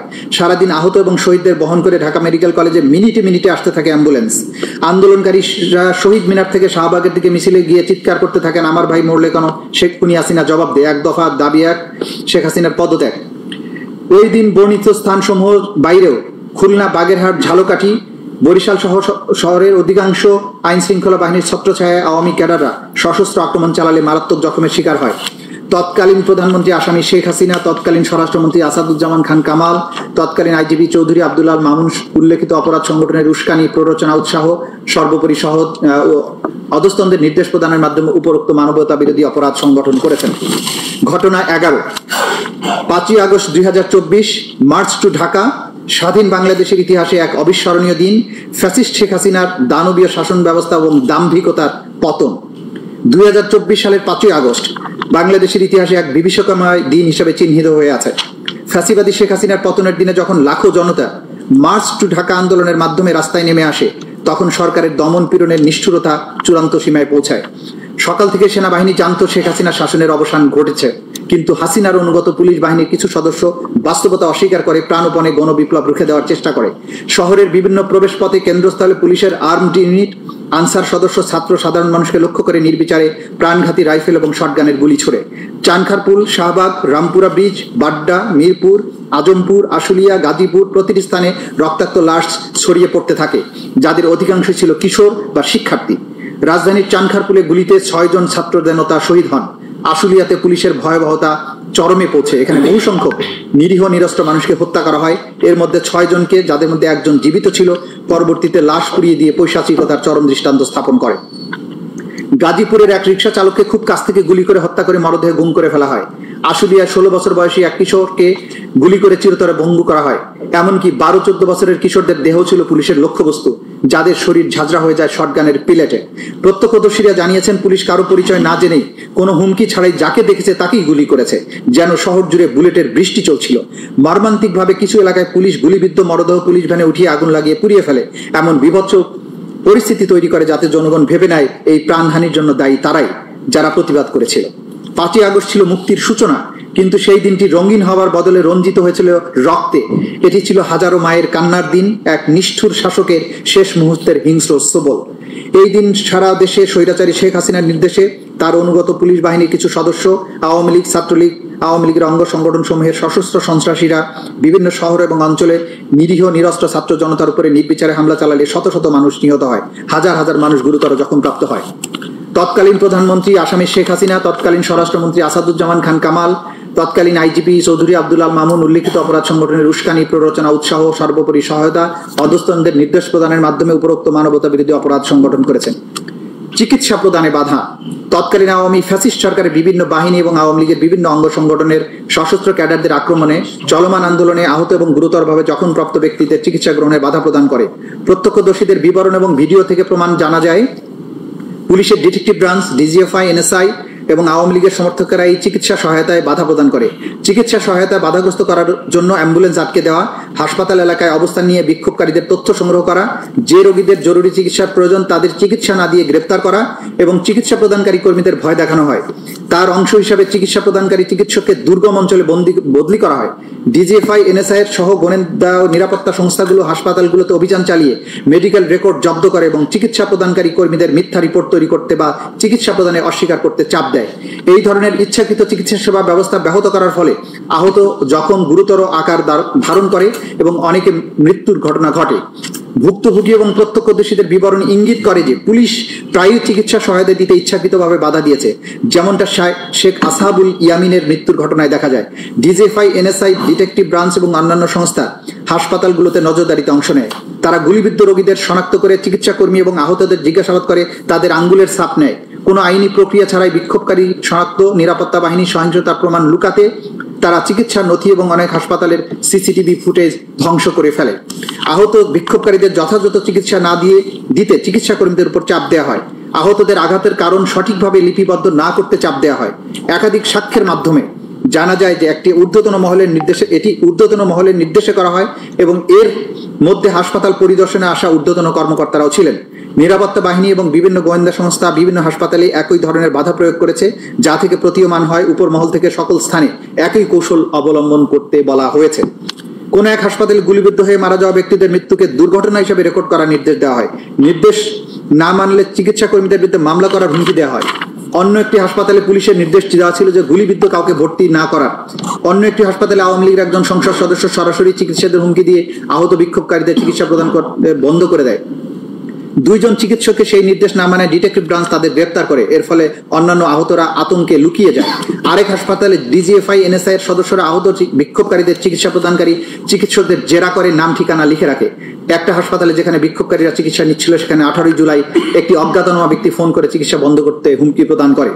ছাত্রলীগ, আওয়ামী লীগ তাদের অঙ্গ সংগঠনের সমর্থকরা হাসপাতালের প্রবেশপথে উপস্থিত থেকে অ্যাম্বুলেন্স, অন্যান্য ব্যক্তিগত গাড়ি, রিক্সা আটকে দিতে পুলিশকে সাহায্য করে। ফলে তীব্র চাপের ফলে স্বাভাবিক চিকিৎসা সেবা ব্যাহত হয়। অনেক আহত বিক্ষোভকারী, বিশেষ করে যারা গুলিবিদ্ধ, তারা বিভিন্ন চাপ ও ভয় প্রদর্শনের কারণে বেসরকারি হাসপাতালেও প্রয়োজনীয় চিকিৎসা পাননি। অন্যদিকে অনেক চিকিৎসক, স্বাস্থ্যকর্মী নিজেদের জীবনের ঝুঁকি নিয়ে জরুরি ভিত্তিতে বিনা খরচে আহতদের চিকিৎসা দিয়েছেন, যার মধ্যে রাজধানীর ইবনে সিনা মেডিকেল কলেজ হাসপাতাল কৌশলে মহিলা ওয়ার্ডে পুরুষ জখমীদের চিকিৎসা প্রদান করে হেলমেটধারী ছাত্রলীগের তল্লাশি থেকে বাঁচার জন্য। নারী এবং শিশুদের প্রতি নিষ্ঠুরতা। তৎকালীন আওয়ামী ফ্যাসিস্ট সরকারের বিভিন্ন বাহিনী এবং আওয়ামী লীগের বিভিন্ন অঙ্গ সংগঠনের রাজনৈতিক নেতাকর্মীদের মাধ্যমে চলমান আন্দোলনে নারী ও শিশুদের প্রতি নিষ্ঠুরতার দৃশ্য ফুটে ওঠে। নারী আন্দোলনকারীরাও নিরাপত্তা বাহিনী ও সশস্ত্র আওয়ামী লীগ কর্মীদের হামলা থেকে রেহাই পায়নি। ঢাকা বিশ্ববিদ্যালয় ইডেন কলেজে নারী শিক্ষার্থীদের উপর হামলার পাশাপাশি ঢাকার বিভিন্ন স্থানে যাত্রাবাড়ি, উত্তরা, ধানমন্ডি, মিরপুর, ঢাকার বাইরে সাভার, কুমিল্লা, সিলেট, রংপুরে নারী বিক্ষোভকারীদের উপর হামলা করা হয়। অনুরূপভাবে তাদেরকে নির্বিচারে গ্রেপ্তার ও নির্যাতন করে অন্যান্য নিপীড়নের শিকার হতে হয়েছে, যাতে নারীরা বিক্ষোভে অংশগ্রহণ না করে এবং নেতৃত্ব না দেয়, এই জন্য তাদের নির্যাতন করা হয়। নারীদের শারীরিক নির্যাতনের লক্ষ্যে তাদের মুখ, বক্ষ, পেলভিস, নিতম্ব ইত্যাদি লক্ষ্য করে আঘাত করা হয়। আঘাত করার পাশাপাশি নারী পরিচয়ের কারণে লাঞ্ছিত করা হয়। শারীরিক সহিংসতার পাশাপাশি বিক্ষোভকারী নারীদেরকে বেশ্যা, পতিতা, পাইকারি মেয়ে ইত্যাদি অকথ্য ভাষায় গালমন্দ করা হয়। পুলিশ এবং আওয়ামী লীগ, ছাত্রলীগ সহ তাদের অঙ্গ সংগঠনের কর্মীরা নারী বিক্ষোভকারীদের ধর্ষণ, উলঙ্গ করে দেওয়া সহ বিভিন্ন যৌন হয়রানির হুমকি দেয়। আওয়ামী লীগ কর্মীদের হাতে নারী বিক্ষোভকারীদের শারীরিক যৌন সহিংসতার একটি ঘটনা ঘটেছে। আগস্টের প্রথম দিকে ঢাকায় বাঁশের লাঠি হাতে কয়েকজন পুরুষ এক মহিলাকে আটকিয়ে আন্দোলনকারী কিনা জানতে চায়, তার ব্যাগ এবং ফোন তল্লাশি করে একটি বাংলাদেশের পতাকা পাওয়ায় তার চুল টেনে ধরে, পোশাক ছিঁড়ে ফেলে ও বক্ষ নিতম্বে চাপ দিয়ে ধরে রাখে, অশ্লীল গালিগালাজ করে। আরেক ঘটনায় 2 ছাত্রলীগ কর্মী একজন নারী বিক্ষোভকারীকে তার পরিবারের অন্যান্য নারী সদস্যদের ধর্ষণের হুমকি দেয়, তাকে শারীরিকভাবে লাঞ্ছিত করে, বক্ষ গোপনাঙ্গে হাত দেয়, অশ্লীল মন্তব্য করে। পরবর্তী সেই ভুক্তভোগী নারীকে আবারও ফোন করে ধর্ষণের হুমকি দেওয়া হয়। প্রত্যক্ষদর্শীদের থেকে জানা যায় যে কুমিল্লা ছাত্রলীগের কর্মীরা বেশ কয়েকজন নারী বিক্ষোভকারীকে আক্রমণ করেছিল, যাদের মধ্যে 2 জন শিক্ষার্থী ছিল। তাদের প্রথমে আটক করা হয়, পরে শারীরিক নিগ্রহের পর পুলিশে হস্তান্তর করা হয়। এই আন্দোলনে বিপুল সংখ্যক শিশু কিশোর সক্রিয়ভাবে অংশগ্রহণ করে, যাদের মধ্যে উচ্চ বিদ্যালয়, কলেজ, ধর্মীয় মাদ্রাসার শিক্ষার্থী, অল্প বয়সী শ্রমিকও ছিল। আবার কেউ কেউ কৌতূহলবশত রাস্তায় বিক্ষোভ পর্যবেক্ষণ করছিল। অপরদিকে আন্দোলন দমনে আওয়ামী লীগ ক্যাডারদের সাথে অর্থনৈতিকভাবে অসচ্ছল পরিবার থেকে আসা সদস্যদেরও দেখা গেছে, যাদেরকে আওয়ামী লীগ অর্থ দিয়ে ভাড়া করে আন্দোলনকারীদের বিরুদ্ধে ব্যবহার করেছিল। আওয়ামী লীগ এই শিশুদের সহিংসতায় জড়াতে অর্থায়ন করেছে। ঢাকার আজিমপুর, বাড্ডা, ধানমন্ডি, ফার্মগেট, যাত্রাবাড়ি, মিরপুর, মোহাম্মদপুর, রামপুরা এলাকার বাইরে গাজীপুর, নারায়ণগঞ্জ, রংপুর, সিলেট অঞ্চলের শিশুদের শহীদ এবং গুরুতরভাবে আহত হওয়ার ঘটনা ঘটেছে। উল্লেখিত ঘটনা ছাড়াও নিরাপত্তা বাহিনী নির্বিচার রাইফেল এবং শটগানের প্রাণঘাতী গুলি ব্যবহার করে শিশু বিক্ষোভকারীদের হত্যা করেছে। উদাহরণস্বরূপ মোহাম্মদপুরে শান্তিপূর্ণ বিক্ষোভকারী জনতার উপর নির্বিচারে গুলি চালায়। এতে 17 বছরের বয়সী এক নিরস্ত্র শিক্ষার্থী মাথায় গুলিবিদ্ধ হয়ে 19 জুলাই শহীদ হয়। 18 জুলাই ধানমন্ডিতে আরেক 12 বছর বয়সী শিশু পুলিশের গুলিবর্ষণে প্রায় 200-র মতো ধাতব পেলেট শরীরে বিদ্ধ হয়ে আভ্যন্তরীণ রক্তক্ষরণে মারা যায়। আর অনেক শিশু আজীবনের জন্য পঙ্গুত্ব বরণ করেছে। অনেক শিশু গুরুতর আহত হয়েছে। আওয়ামী লীগের সমর্থকদের গুলিতে 16 বছর বয়সী এক কিশোরের পায়ে গুলি লাগায়, শেষ পর্যন্ত তার পা কেটে ফেলতে হয়। পুলিশের নির্বিচার গুলিতে ধাতব প্লেটের আঘাতে 17 বছরের কিশোরের উভয় চোখ অন্ধ হয়ে যায়। সবগুলো ঘটনা OSCHR এর প্রতিবেদন থেকে পাওয়া গেছে। শহীদদের মধ্যে খুবই অল্প বয়সী শিশু ছিল, যারা বাবা মায়ের সঙ্গে বিক্ষোভ মিছিলে গিয়েছিল বা ঘটনাস্থলের আশেপাশে দাঁড়িয়েছিল। নারায়ণগঞ্জে 6 বছর বয়সী একটি মেয়ে বাড়ির ছাদের উপর দাঁড়িয়ে বিক্ষোভ দেখার সময় মাথায় গুলিবিদ্ধ হয়ে শহীদ হয়। শিশুদের যেনতেন গ্রেপ্তার করে বিভিন্ন থানা, ডিটেকটিভ ব্রাঞ্চের কার্যালয় কিংবা কারাগারে প্রাপ্তবয়স্কদের সঙ্গে একই কক্ষে আটকে রাখা হতো। সেখানে তাদের নির্যাতন এবং অপদস্থ করা হতো। স্বীকারোক্তি আদায়ের লক্ষ্যে তাদের জবরদস্তিও করা হতো। তাছাড়া বেশ কয়েকজন কিশোর ছেলেকে আটক করে পুলিশ সদর দপ্তরের counter terrorism and transnational crime CTTC শাখায় প্রাপ্তবয়স্কদের সাথে একই কক্ষে আটকে রাখা হতো। রংপুরে 16 বছর বয়সী এক কিশোরকে বিনা বিচারে 13 দিন আটক রাখা হয়েছিল। ওই কিশোর সহ আরো অনেককে গ্রেপ্তার করা হয়েছিল আবু সাইদের হত্যার ঘটনার মোড় ঘুরিয়ে দেওয়ার জন্য। 17 বছর বয়সী এক কিশোরকে পুলিশ কর্মকর্তা হত্যার দায় স্বীকার করানোর জন্য যাত্রাবাড়ি থানায় 2 দিন ধরে পুলিশ হেফাজতে নির্যাতন করেছিল। এরপর তাকে ডিটেকটিভ ব্রাঞ্চ কার্যালয়ে নিয়ে পুনরায় নির্যাতন করা হয়েছিল। আটক রাখার 3 দিন পরে ওই কিশোরকে আদালতে হাজির করা হলে বিচারক তাকে আরো 7 দিনের রিমান্ডে রাখার নির্দেশ দেন। প্রাপ্তবয়স্ক বন্দীদের সঙ্গে রাখা হবে জেনেও, যদিও কিশোরের পক্ষে আইনজীবী আদালতের কাছে বলেছিলেন ভুক্তভোগী আসলে একজন শিশু। এই ঘটনাটি গণমাধ্যমে প্রচারের পরে আরেক বিচারক কিশোরটিকে বিশেষ শিশু হেফাজত কেন্দ্রে রাখার নির্দেশ দেন। সেখানে ওই কিশোর 6 আগস্ট পর্যন্ত আটক ছিল। জুলাই মাসের 15 তারিখ থেকে আগস্টের 5 তারিখ পর্যন্ত কমপক্ষে 118 জন শিশু, কমপক্ষে 13 জন নারীকে হত্যা করা হয়। এরপরে আসামিদের পরিচিতি। আসামি শেখ হাসিনার বিস্তারিত পরিচয় আমরা উল্লেখ করেছি। তার বিরুদ্ধে কি কি মামলা আছে সেগুলো আমরা বলেছি। আসাদুজ্জামান খান কামালের পরিচয় দিয়েছি, চৌধুরী আব্দুল আল মামুনের পরিচয় দিয়েছি। এবার আমি চলে আসছি পেজ 108-এ। আসামিদের বিরুদ্ধে মানবতা বিরোধী অপরাধের বিবরণ।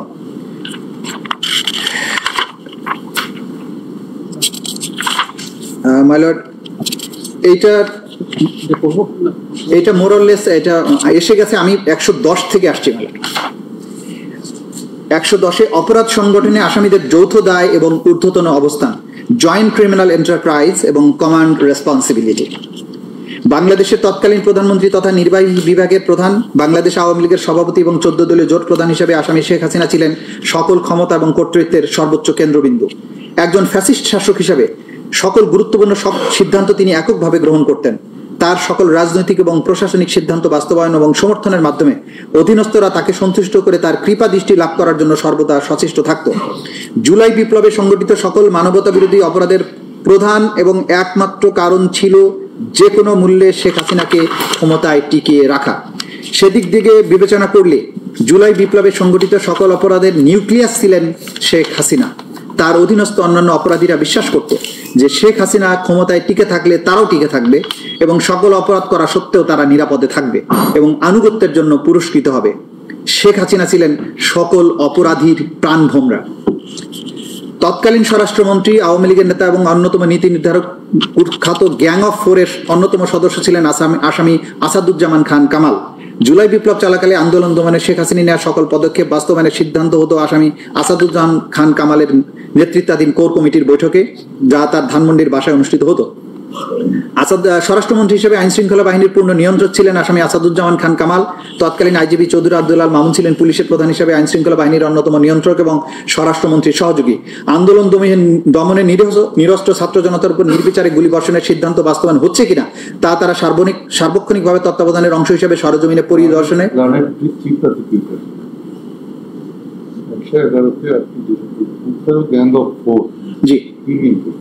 গ্যাং অফ ফোর, এটা খুব পরিচিত একটা শব্দ ছিল। 4 জন ব্যক্তিকে নিয়ে একটা বিশেষ কমিটি ছিল। সেই কমিটি বসে, কমিটির সদস্য ছিলেন আসাদুজ্জামান খান কামাল, সালমান এফ রহমান, ওবায়দুল কাদের এবং আনিসুল হক। তারা বসে সরকারের ক্যাবিনেটের বাইরে মিনি ক্যাবিনেট হয়ে কোথায় আক্রমণ হবে, কাকে মারা হবে, কাকে ধরা হবে, এই প্ল্যানগুলো করতো। এই জন্য এদেরকে গ্যাং অফ ফোর বলা। আচ্ছা আচ্ছা আন্দোলন দমনে নিরীহ ছাত্র জনতার উপর নির্বিচারে গুলিবর্ষণের সিদ্ধান্ত বাস্তবায়ন হচ্ছে কিনা তার সার্বক্ষণিক তত্ত্বাবধানের অংশ হিসেবে সরজমিনে পরিদর্শন এবং পর্যবেক্ষণ করতেন। আন্দোলন চলাকালে 27শে জুলাই 2024 খ্রিস্টাব্দে যাত্রাবাড়ি থানার সামনে আন্দোলন দমনে আইন শৃঙ্খলা বাহিনী তদারকি করতে গেলে মোবাইলে ধারণকৃত আন্দোলন ছাত্র জনতাকে গুলি করার, হত্যা করার ভিডিও আসামি আসাদুজ্জামান কামাল এবং চৌধুরী আব্দুল আল মামুন ও স্বরাষ্ট্র সচিব জাহাঙ্গীর আলমকে প্রদর্শন করেন ওয়ারি জোনের ডিসি ইকবাল। এবং মাইলট, সেটা বিখ্যাত সেই কথা যে যেখানে ভিডিও, হত্যা করার ভিডিও দেখিয়ে বলা হচ্ছিল, স্যার গুলি করি, মরে একটাই যায়, বাকিটি যায় না স্যার, এটাই স্যার আতঙ্কের বিষয়। এটা ছিল সেই ভিডিও। প্রধানমন্ত্রী হিসেবে আসামি শেখ হাসিনা ওয়ারিতে প্রধানমন্ত্রী হিসেবে আসামি শেখ হাসিনা, স্বরাষ্ট্রমন্ত্রী হিসেবে আসাদুজ্জামান খান কামাল এবং আইজিপি হিসেবে চৌধুরী আব্দুল আল মামুন ঊর্ধ্বতন অবস্থানে থেকে যৌথ নির্দেশনায় জয়েন্ট ক্রিমিনাল এন্টারপ্রাইজ এবং কমান্ড রেসপন্সিবিলিটির মাধ্যমে তাদের অধীনস্থ নিয়ন্ত্রণাধীন সশস্ত্র আওয়ামী ক্যাডার আইন শৃঙ্খলা বাহিনীর সদস্যদের মাধ্যমে দেশব্যাপী প্রাণঘাতী অস্ত্র ব্যবহার করে নিরস্ত্র ছাত্র জনতার উপর গুলি চালিয়ে 1.5 সহস্রাধিক মানুষকে নৃশংসভাবে হত্যা করে। তদন্তপ্রাপ্ত ঘটনা এবং প্রমাণাদির আলোকে ইন্টারন্যাশনাল ক্রাইমস ট্রাইব্যুনালস অ্যাক্ট 1973-এর 3-এর 2 ধারার অধীনে সংঘটিত অপরাধসমূহ আসামি শেখ হাসিনা, আসাদুজ্জামান কামাল, আসামি চৌধুরী আব্দুল আল মামুনের বিরুদ্ধে উল্লেখিত আইনের 4-এর 2, 4-এর 3 ধারায় ঊর্ধ্বতন অবস্থান এবং আইনগত দায় সুস্পষ্টভাবে প্রতীয়মান হয়। তদন্তে গৃহীত ব্যবস্থা মাইলট, আমি স্কেপ করে যাচ্ছি, এখানে লম্বা ব্যবস্থা আমরা কখন কি কি করেছি সেগুলো বলেছি। আমি চলে আসছি পেজ 114-তে। আসামিদের কর্তৃক সংগঠিত সুনির্দিষ্ট মানবতা বিরোধী অপরাধ সমূহ, পেজ 114। তদন্তকালে আসামি শেখ হাসিনা, আসামি আসাদুজ্জামান খান কামাল, আসামি চৌধুরী আব্দুল আল মামুনের বিরুদ্ধে আরো অন্যান্য অভিযোগ ছাড়াও নিম্নলিখিত সুনির্দিষ্ট মানবতা বিরোধী অপরাধ সংগঠনের প্রাথমিক সত্যতা পাওয়া গেছে। সুনির্দিষ্ট অপরাধ 1, 14 জুলাই 2024 খ্রিস্টাব্দে গণভবনে আয়োজিত সংবাদ সম্মেলনে আসামি শেখ হাসিনার উস্কানিমূলক বক্তব্য প্রদান। এর প্রেক্ষিতে আসাদুজ্জামান খান কামাল, আসামি চৌধুরী আব্দুল আল মামুন সহ তৎকালীন সরকারের অন্যান্য ঊর্ধ্বতন কর্তৃপক্ষের প্ররোচনা, সহায়তা, সম্পৃক্ততায় তাদের অধীনস্থ নিয়ন্ত্রণাধীন আইন শৃঙ্খলা বাহিনীর সদস্য সশস্ত্র আওয়ামী সন্ত্রাসী কর্তৃক ব্যাপক মাত্রায় এবং পদ্ধতিগতভাবে নিরীহ নিরস্ত্র ছাত্র জনতার উপর আক্রমণের অংশ হিসেবে murder, attempt to murder, torture, inhuman acts করার অপরাধ সমূহ সংগঠনের প্ররোচনা, অ্যাবেটমেন্ট, উস্কানি, সহায়তা, সম্পৃক্ততা, অপরাধ সংগঠন প্রতিরোধে ব্যর্থতা, অপরাধ সংগঠনের জন্য দায়ী ব্যক্তিদের শাস্তি প্রদান না করা, ফেইলিয়ার টু পানিশ, এবং ষড়যন্ত্র করার অপরাধ যা আসামিদের জ্ঞাতসারে সংগঠিত। ঘটনাস্থল 1, গণভবন এবং সমগ্র বাংলাদেশ। ঘটনার তারিখ এবং সময় 14 জুলাই 2024 খ্রিস্টাব্দ থেকে 5 আগস্ট 2024। অপরাধের ধরন হত্যা, মার্ডার, হত্যা চেষ্টা, অ্যাটেম্পট টু মার্ডার, নির্যাতন, টর্চার, অন্যান্য অমানবিক আচরণ, ইনহিউম্যান অ্যাক্টস করার অপরাধসমূহ সংগঠনের প্ররোচনা, অ্যাবেটমেন্ট, উস্কানি, ইনসাইটমেন্ট, সহায়তা, ফ্যাসিলিটেট, সম্পৃক্ততা, কমপ্লিসিটি, অপরাধ সংগঠন এবং প্রতিরোধে ব্যর্থতা, ফেইলিউর টু প্রিভেন্ট, ষড়যন্ত্র, কনস্পিরেসি মাধ্যমে the international crimes tribunals act 1973 এর 32AGH 414243 ধারার মানবতা বিরোধী অপরাধ সংগঠন, যা এই আইনের 20(2) এবং 20(a) ধারায় শাস্তিযোগ্য। আসামিদের নাম শেখ হাসিনা, আসাদুজ্জামান খান কামাল, চৌধুরী আব্দুল আল মামুন। অভিযোগের বিবরণ: 2024 সালে সরকারি চাকরিতে কোটা প্রথার যৌক্তিক সংস্কারের দাবিতে আন্দোলন চলাকালে 14 জুলাই 2024 তারিখ গণভবনে তৎকালীন প্রধানমন্ত্রী, আওয়ামী লীগ সভাপতি, 14 দলীয় জোট প্রধান আসামি শেখ হাসিনা সংবাদ সম্মেলনের আয়োজন করেন। উক্ত সংবাদ সম্মেলনে তিনি শিক্ষার্থীদের যৌক্তিক কোটা সংস্কার দাবি প্রসঙ্গে অবজ্ঞাসূচক এবং হিংসাত্মক বক্তব্য প্রদান করেন। বিশেষত আন্দোলন দমনের উদ্দেশ্যে তিনি সাধারণ শিক্ষার্থীদের রাজাকারের বাচ্চা, রাজাকারের নাতিপুতি বলে গালি দেওয়ার মাধ্যমে প্রকারান্তরে নিরীহ নিরস্ত্র আন্দোলনকারী ছাত্র জনতাকে রাজাকারের সাহেবে আখ্যায়িত করে তাদের নির্মূলের প্ররোচনা দেন। শেখ হাসিনার উপরোক্ত উস্কানিমূলক ও হিংসাত্মক বক্তব্যের প্রেক্ষিতে ছাত্রলীগের সশস্ত্র সন্ত্রাসীরা ঢাকা বিশ্ববিদ্যালয় এলাকায় শান্তিপূর্ণ আন্দোলনকারীদের শিক্ষার্থীদের উপর হামলা চালায়। সেই সময় আসামি আসাদুজ্জামান খান কামাল, চৌধুরী আব্দুল আল মামুনের অধীনস্থ নিয়ন্ত্রণাধীন আইন শৃঙ্খলা রক্ষাকারী বাহিনী সশস্ত্র ছাত্রলীগের সন্ত্রাসীদের বিরুদ্ধে কোনো ব্যবস্থা গ্রহণ না করে তাদেরকে উপরোক্ত অপরাধ সংগঠনে সহায়তা করে। পরবর্তীতে আওয়ামী লীগের সাধারণ সম্পাদক ওবায়দুল কাদের সহ তৎকালীন সরকারের বিভিন্ন মন্ত্রী, এমপি ও আওয়ামী লীগ 14 দলীয় জোটের বিভিন্ন পর্যায়ের নেতৃবৃন্দ শেখ হাসিনার উপরোক্ত উস্কানিমূলক বক্তব্যে উদ্বুদ্ধ হয়ে সশস্ত্র সন্ত্রাসীদের মাধ্যমে সারা দেশে শান্তিপূর্ণ আন্দোলনকারী ছাত্র জনতার উপর হামলা চালায়। শেখ হাসিনার উপরোক্ত উস্কানিমূলক বক্তব্যের প্রেক্ষিতে তৎকালীন সরকারের স্বরাষ্ট্রমন্ত্রী আসাদুজ্জামান খান কামাল, তৎকালীন আইজিপি চৌধুরী আব্দুল আল মামুন তাদের অধীনস্থ আইন শৃঙ্খলা বাহিনীর সদস্যদের নিরীহ নিরস্ত্র আন্দোলনকারীদের উপর সশস্ত্র আক্রমণ চালানোর নির্দেশনা প্রদান করেন। এই সকল সশস্ত্র আক্রমণের ধারাবাহিকতায় 5ই আগস্ট 2024 পর্যন্ত সারা দেশে 1.5 সহস্রাধিক মানুষকে হত্যা করা হয়, 25 সহস্রাধিক মানুষকে গুরুতর জখম করা হয়। এই আক্রমণে অনেকে স্থায়ীভাবে অঙ্গহানি এবং অন্ধত্ব বরণ করা সহ চিরতরে পঙ্গু হয়ে যায়। আসামি শেখ হাসিনার উক্ত উস্কানিমূলক বক্তব্য উদ্বুদ্ধ হয়ে আসামি আসাদুজ্জামান খান কামাল, চৌধুরী আব্দুল আল মামুনের সুযোগ করে দেওয়ার মতে তাদের অধীনস্থ নিয়ন্ত্রণাধীন আওয়ামী লীগ ও 14 দলীয় দলের সশস্ত্র ক্যাডার বাহিনী, আইন শৃঙ্খলা বাহিনী বিভিন্ন হাসপাতালে গিয়ে আহতদের চিকিৎসা গ্রহণে, ডাক্তারদের চিকিৎসা প্রদানে বাধা প্রদান, নিহতদের সুরতহাল পোস্টমর্টেম করতে কিংবা রিপোর্টে মৃত্যুর সঠিক কারণ উল্লেখ করতে বাধা প্রদান করে, নিহতদের মৃত্যুর সনদে সঠিক কারণ লিখতে প্রতিবন্ধকতা সৃষ্টি করে, ভিন্ন কারণ লিখতে বাধ্য করে, নিহতদের জানাজা এবং কবরস্থ করতে বাধা দেয়, নিহতদের স্বজনের কাছে মৃতদেহ হস্তান্তর না করে বেওয়ারিশ লাশ হিসাবে গণকবরে দাফন করা, লাশ গুম করার উদ্দেশ্যে আগুন দিয়ে পুড়িয়ে দেওয়ার মাধ্যমে অমানবিক আচরণ বা আদার ইনহিউম্যান অ্যাক্টস করার অপরাধসমূহ সংগঠন করে। মানে আদার ইনহিউম্যান অ্যাক্টস বলছে যে এই লাশ পুড়িয়ে দেওয়া, জানাজা করতে না দেয়া, দাফন করতে না দেয়া, এগুলো আদার ইনহিউম্যান অ্যাক্টস যেগুলো আন্তর্জাতিক আইনে সংজ্ঞায়িত, রোম স্ট্যাটিউটে সংজ্ঞায়িত, সেগুলো তারা সংগঠন করেছে। না, কোনো নেক্সাসের প্রবলেম নাই, এটা অ্যাবসলিউটলি নেক্সাস আছে এবং এই নির্দেশগুলো আমরা প্রমাণ করি। এগুলো তো সাক্ষাতে যাবো, আমরা চার্জ যেটা নিয়ে আসছি সেটা একটু দেখেন শুধু।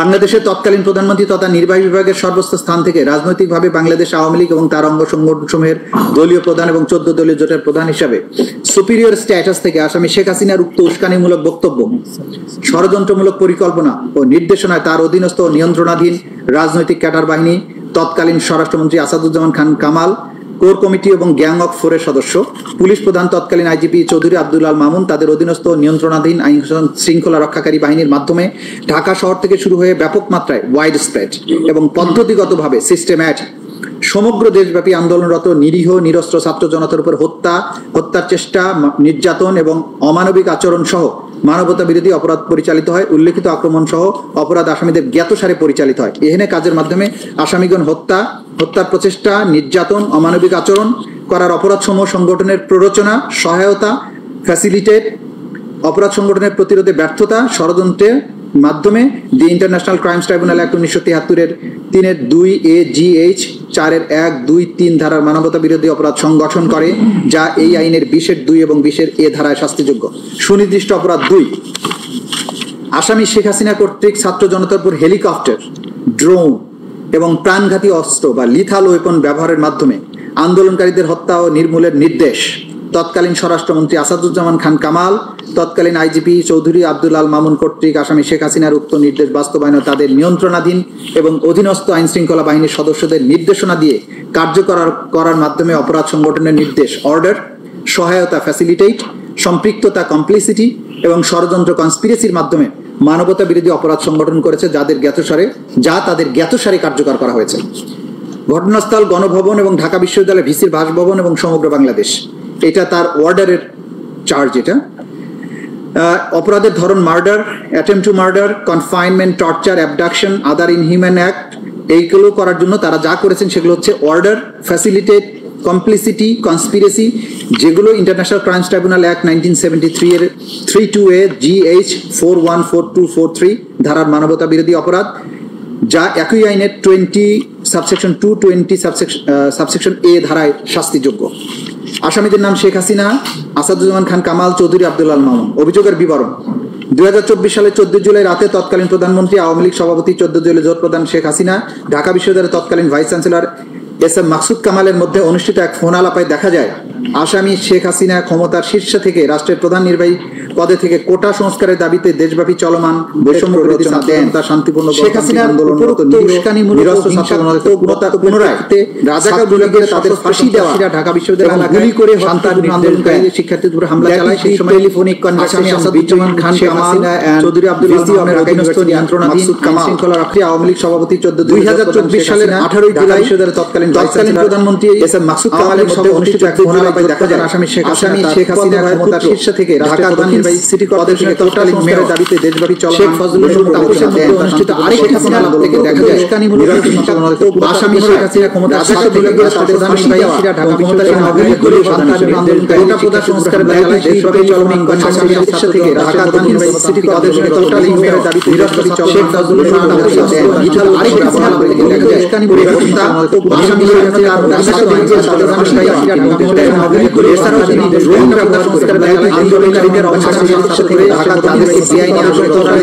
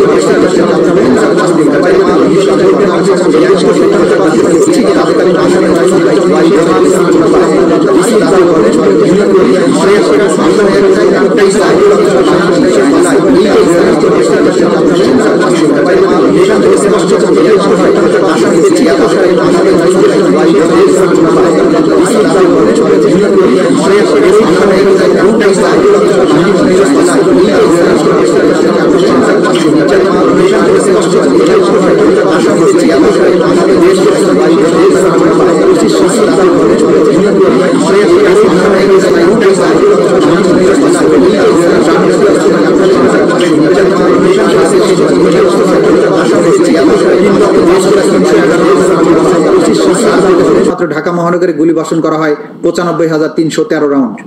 আসামি শেখ হাসিনার ফোন আলাপের থেকে আরো জানা যায় তার ষড়যন্ত্রমূলক পরিকল্পনায় দলীয় সশস্ত্র ক্যাডার বাহিনীর মাধ্যমে সেতু ভবন, বিটিবি ভবন, মেট্রো রেল স্টেশন সহ রাষ্ট্রীয় গুরুত্বপূর্ণ কিছু স্থাপনা কি পয়েন্ট ইনস্টলেশন অগ্নিসংযোগের মাধ্যমে পুড়িয়ে দিয়ে আন্দোলনকে ভিন্ন খাতে প্রবাহিত করার জন্য আন্দোলনরত ছাত্র জনতার উপর দায় চাপিয়ে দেওয়ার মাধ্যমে অন্যান্য অমানবিক আচরণ বা আদার ইনহিউম্যান অ্যাক্ট সংগঠন করেন। বাংলাদেশের তৎকালীন প্রধানমন্ত্রী তথা নির্বাহী বিভাগের সর্বোচ্চ স্থান থেকে রাজনৈতিকভাবে বাংলাদেশ আওয়ামী লীগ এবং তার অঙ্গ সংগঠন সমূহের দলীয় প্রধান, 14 দলীয় জোটের প্রধান হিসেবে ঊর্ধ্বতন অবস্থান বা সুপিরিয়র স্ট্যাটাসে থেকে শেখ হাসিনার ষড়যন্ত্রমূলক পরিকল্পনা ও সরাসরি নির্দেশনায় তৎকালীন স্বরাষ্ট্রমন্ত্রী আসাদুজ্জামান খান কামাল, পুলিশের আইজিপি চৌধুরী আব্দুল আল মামুন তাদের অধীনস্থ নিয়ন্ত্রণাধীন আইনশৃঙ্খলা বাহিনীর মাধ্যমে ঢাকা শহর থেকে শুরু হয়ে ব্যাপক মাত্রায় ওয়াইড স্প্রেড এবং পদ্ধতিগতভাবে সিস্টেম্যাটিক সমগ্র বাংলাদেশ ব্যাপী আন্দোলনরত নিরীহ নিরস্ত্র ছাত্র জনতার উপর প্রাণঘাতী অস্ত্র, লিথাল ওয়েপন, হেলিকপ্টার, ড্রোন ব্যবহারের মাধ্যমে মার্ডার, অ্যাটেম্পট টু মার্ডার, নির্যাতন, অমানবিক আচরণ সহ মানবতা বিরোধী অপরাধ পরিচালনা করে উল্লেখিত আক্রমণ ও অন্যান্য অপরাধ আসামিদের জ্ঞাতসারে পরিচালিত হয়। এহেন কাজের মাধ্যমে আসামিগণ মার্ডার, অ্যাবডাকশন, কনফাইনমেন্ট, টর্চার, পরিকল্পিতভাবে অগ্নিসংযোগের মাধ্যমে রাষ্ট্রীয় সম্পদ ধ্বংস করে তারা দায় আন্দোলনকারীদের উপর চাপিয়ে দিয়ে অন্যান্য অমানবিক আচরণ বা আদার ইনহিউম্যান অ্যাক্টস করার নির্দেশ, প্ররোচনা, সহায়তা, সম্পৃক্ততা এবং ষড়যন্ত্রের মাধ্যমে the international crimes tribunals act 1973 এর 32A GH 41423 ধারার মানবতা বিরোধী অপরাধ সংগঠন করেছেন, যা একই আইনের 20(2) এবং 20(a) ধারার শাস্তিযোগ্য অপরাধ। সুনির্দিষ্ট অপরাধ 3, আসামি শেখ হাসিনার উস্কানিমূলক বক্তব্য এবং মারণাস্ত্র ব্যবহার করে আন্দোলনরত ছাত্র জনতাকে হত্যার নির্দেশনার প্রেক্ষিতে আসামি আসাদুজ্জামান খান কামাল, আসামি চৌধুরী আব্দুল আল মামুন সহ তৎকালীন সরকারের অন্যান্য ঊর্ধ্বতন কর্তৃপক্ষের প্ররোচনা, সহায়তায়, সম্পৃক্ততা, তাদের অধীনস্থ এবং নিয়ন্ত্রণাধীন আইন শৃঙ্খলা বাহিনীর সদস্য, সশস্ত্র আওয়ামী সন্ত্রাসী কর্তৃক ব্যাপক মাত্রায় এবং পদ্ধতিগতভাবে নিরীহ নিরস্ত্র ছাত্র জনতার উপর আক্রমণের অংশ হিসাবে 16 জুলাই 2024 খ্রিস্টাব্দে রংপুরের বেগম রোকেয়া বিশ্ববিদ্যালয়ের সামনে আগ্নেয়াস্ত্র দিয়ে স্বল্প দূরত্ব থেকে সরাসরি নিরীহ নিরস্ত্র আন্দোলনকারী ছাত্র আবু সাইদের বুক লক্ষ্য করে বিনা উস্কানিতে একাধিকবার গুলি চালিয়ে নির্মমভাবে হত্যা করার মাধ্যমে উল্লেখিত আসামিদের জ্ঞাতসারে এবং তাদের কর্তৃক অপরাধ সংগঠনের নির্দেশ, প্ররোচনা, উস্কানি, সহায়তা, সম্পৃক্ততা এবং ষড়যন্ত্রের মাধ্যমে এবং অন্যান্য অমানবিক আচরণের মাধ্যমে মানবতা বিরোধী অপরাধ সংগঠন। ঘটনাস্থল গণভবন থেকে নির্দেশ সেজন্য গণভবন, আর বেগম রোকেয়া বিশ্ববিদ্যালয় রংপুর 1 নম্বর গেটের সামনে ঢাকা রংপুর মহাসড়কের রোড ডিভাইডারের পশ্চিম পাশে আশপাশ এলাকা। ঘটনার তারিখ 14 জুলাই 2024 থেকে 16 জুলাই 2024 তারিখ। অপরাধের ধরন মার্ডার, মৃত্যুর প্রকৃত কারণ গোপন করার উদ্দেশ্যে সুরতহাল রিপোর্টে মিথ্যা তথ্য সংযোজন করা। মালিয়ার এখানে আমি অ্যাড করতে চাই, এই পোস্টমর্টেম রিপোর্ট 4 বার তারা পরিবর্তন করতে বাধ্য করেছিল ডাক্তারকে। পোস্টমর্টেম রিপোর্ট বারবার পরিবর্তন, মিথ্যা বর্ণনা, মামলা দায়ের করার মাধ্যমে অন্যান্য অমানবিক আচরণ করার অপরাধ সমূহ সংগঠনের নির্দেশ, প্ররোচনা, উস্কানি, সহায়তা, সম্পৃক্ততা, ষড়যন্ত্রের মাধ্যমে ইন্টারন্যাশনাল ক্রাইমস ট্রাইব্যুনালস অ্যাক্টের 32A GH 41423 ধারার মানবতা বিরোধী অপরাধ সংগঠন, যা একই আইনের 20(2) এবং 20(a) ধারার শাস্তিযোগ্য অপরাধ। আসামি শেখ হাসিনা, আসাদুজ্জামান খান কামাল এবং চৌধুরী আব্দুল আল মামুন। অভিযোগের বিবরণ, হ্যাঁ এটা মানে এটা অভিযোগের বিবরণ ইতিমধ্যে বলে ফেলেছি, এটা না পড়ে আমি পেজ 124 থেকে বলছি। এরই অংশ হিসাবে 16 জুলাই রংপুরের বেগম রোকেয়া বিশ্ববিদ্যালয় ক্যাম্পাসে পুলিশ এবং সশস্ত্র আওয়ামী সন্ত্রাসী এবং বিশ্ববিদ্যালয় আওয়ামী লীগ প্রশাসন আন্দোলনকারীদের বিরুদ্ধে অবস্থান নেয়। অপরদিকে বিশ্ববিদ্যালয়ের সামনে নিরীহ নিরস্ত্র ছাত্র জনতা বিক্ষোভ মিছিল শুরু করলে তাতে পুলিশ এবং আওয়ামী লীগ সশস্ত্র ক্যাডাররা ছাত্র জনতার উপরে নির্বিচারে গুলি চালায়। ফলে আন্দোলনরত ছাত্র জনতা গুরুতর আহত ও ছত্রভঙ্গ হয়ে গেল। সেই মিছিলে থাকা আন্দোলনকারী ছাত্র সমন্বয়ক আবু সাইদ তার অবস্থান ত্যাগ না করে দুহাত প্রসারিত করে দাঁড়িয়ে থেকে প্রতিবাদ অব্যাহত রাখলে রংপুর মেট্রোপলিটন পুলিশ কমিশনার, অন্যান্য পুলিশ কর্মকর্তাদের তত্ত্বাবধানে বিশ্ববিদ্যালয় প্রশাসনের উস্কানিতে SI Amir Hossain, police constable Sujan চন্দ্র রায় তাদের হাতে আগ্নেয়াস্ত্র দিয়ে স্বল্প দূরত্ব থেকে সরাসরি আবু সাইদের বুক লক্ষ্য করে বিনা উস্কানিতে একাধিক গুলি চালিয়ে তাকে নির্মমভাবে হত্যা করে। আবু সাইদ নিহত হওয়ার পর তার মৃতদেহ রংপুর মেডিকেল কলেজ হাসপাতালে নিয়ে যাওয়া হলে তার মৃত্যুর প্রকৃত কারণ গোপন করে গুলিতে তার মৃত্যু হয়েছে বিষয়টি উল্লেখ না করে মাথায় আঘাতজনিত কারণে মৃত্যু হয়েছে মর্মে সুরতহাল রিপোর্টে উল্লেখ করে। পোস্টমর্টেম রিপোর্টে গুলিতে নিহত হওয়ার তথ্য গোপন করতে পুলিশ এবং আওয়ামী সমর্থিত ডাক্তারদের চাপে ময়না তদন্তকারী ডাক্তারকে 4 বার রিপোর্ট পরিবর্তনে বাধ্য করা হয়। আবু সাইদের হত্যার জন্য দায়ী ব্যক্তিদের আড়াল করার উদ্দেশ্যে মিথ্যা তথ্য দিয়ে আবু সাইদের সহযোগী আন্দোলনকারীদের আসামি করে আবু সাইদ হত্যা মামলা দায়ের করা হয়। উল্লেখিত আক্রমণ সমূহ অন্যান্য অপরাধ আসামিদের জ্ঞাতসারে পরিচালিত হয়। এহেন কাজের মধ্যে আসামিগণ মার্ডার, মৃত্যুর প্রকৃত কারণ গোপন করার উদ্দেশ্যে সুরতহাল রিপোর্টে মিথ্যা তথ্য সংযোজন করা, পোস্টমর্টেম রিপোর্ট বারবার পরিবর্তন করা, মিথ্যা বর্ণনা দায়ের করার মাধ্যমে অমানবিক আচরণ করার অপরাধ সমূহ সংগঠনের নির্দেশ, উস্কানি, সহায়তা, সম্পৃক্ততা এবং ষড়যন্ত্রের মাধ্যমে দ্য ইন্টারন্যাশনাল ক্রাইমস ট্রাইব্যুনালস অ্যাক্টের 32A GH 41423 ধারার অপরাধ সংগঠন করে, যা এই আইনের 20(2) এবং 20(a) ধারায় শাস্তিযোগ্য। সুনির্দিষ্ট অপরাধ 4, আসামি শেখ হাসিনার উস্কানিমূলক বক্তব্য, মারণাস্ত্র ব্যবহার করে আন্দোলনরত ছাত্র জনতাকে হত্যার নির্দেশের প্রেক্ষিতে আসাদুজ্জামান খান কামাল, চৌধুরী আব্দুল আল মামুন সহ তৎকালীন সরকারের অন্যান্য ঊর্ধ্বতন কর্তৃপক্ষের প্ররোচনা, সহায়তা, সম্পৃক্ততায় তাদের অধীনস্থ নিয়ন্ত্রণাধীন আইন শৃঙ্খলা বাহিনীর সদস্য ও সশস্ত্র আওয়ামী সন্ত্রাসী কর্তৃক ব্যাপক মাত্রা এবং পদ্ধতিগতভাবে নিরীহ নিরস্ত্র ছাত্র জনতার উপর আক্রমণের অংশ হিসাবে 5ই আগস্ট 2024 তারিখে ঢাকা মহানগরীর চানখাঁরপুর এলাকায় আন্দোলনরত নিরীহ নিরস্ত্র ছাত্র জনতার উপর তৎকালীন সরকারের আইন শৃঙ্খলা রক্ষাকারী বাহিনীর সদস্যদের কর্তৃক নিরীহ নিরস্ত্র 6 জন ছাত্র জনতাকে গুলি করে হত্যা করার মাধ্যমে উল্লেখিত আসামিদের জ্ঞাতসার এবং তাদের কর্তৃক হত্যার নির্দেশ, প্ররোচনা, উস্কানি, সহায়তা, সম্পৃক্ততা এবং ষড়যন্ত্র করার মাধ্যমে মানবতা বিরোধী অপরাধ সংগঠন। এইটার বর্ণনা দিচ্ছি পেজ 126-এ। 2024 সালে সরকারি চাকরিতে কোটা প্রদার যৌক্তিক সংস্কারের দাবিতে আন্দোলন চলমান থাকা অবস্থায় 14 জুলাই 2024 তারিখে গণভবনে সংবাদ সম্মেলন আয়োজন করা হয়। মানে এটা তো আগেরটা, এটার লাস্ট প্যারাগ্রাফ আমি চলে আসছি 127-এ, লাস্ট প্যারাগ্রাফ 127-এ লাস্ট প্যারাগ্রাফ থেকে। এর ধারাবাহিকতায় বৈষম্য বিরোধী ছাত্র জনতার আন্দোলনের কেন্দ্রীয় কমিটির মার্চ টু ঢাকা কর্মসূচি পালনের জন্য 5ই আগস্ট সারা দেশ থেকে জনগণকে ঢাকায় আসার আহ্বান জানানো হয়। স্বাধীনতা পরবর্তী সময়ে বাংলাদেশের মানুষের মনে যে বৈষম্যহীন একটি সমাজ প্রতিষ্ঠার স্বপ্ন জন্মেছিল তা বাস্তবায়নে গণতন্ত্র প্রতিষ্ঠার উদ্দেশ্যে মার্চ টু ঢাকা কর্মসূচি পালনের উদ্দেশ্যে বাংলাদেশের প্রতিটি অঞ্চল থেকে নিরীহ শান্তিপ্রিয় মুক্তিকামী মানুষ 5ই আগস্ট ঢাকা অভিমুখে রওনা দেন। আসামি শেখ হাসিনা, আসাদুজ্জামান খান কামাল এবং চৌধুরী আব্দুল আল মামুন ষড়যন্ত্রমূলক পরিকল্পনা ও নির্দেশনায় আন্দোলন দমন করার সর্বাত্মক প্রচেষ্টার অংশ হিসেবে প্রাণঘাতী অস্ত্র বা লিথাল ওয়েপন ব্যবহার করে গুলি করার যে নির্দেশনা দেওয়া হয় তা বাস্তবায়নে ঢাকার বিভিন্ন প্রবেশ মুখের ন্যায় ঢাকা মেডিকেল কলেজ হাসপাতাল সংলগ্ন চানখারপুল ও তার আশেপাশের এলাকায় প্রাণঘাতী অস্ত্র, চাইনিজ রাইফেল, অস্ত্রশস্ত্রে সজ্জিত পুলিশ বাহিনীর 40-50 জন সদস্য মোতায়েন করা হয় 5ই আগস্ট সকাল থেকে।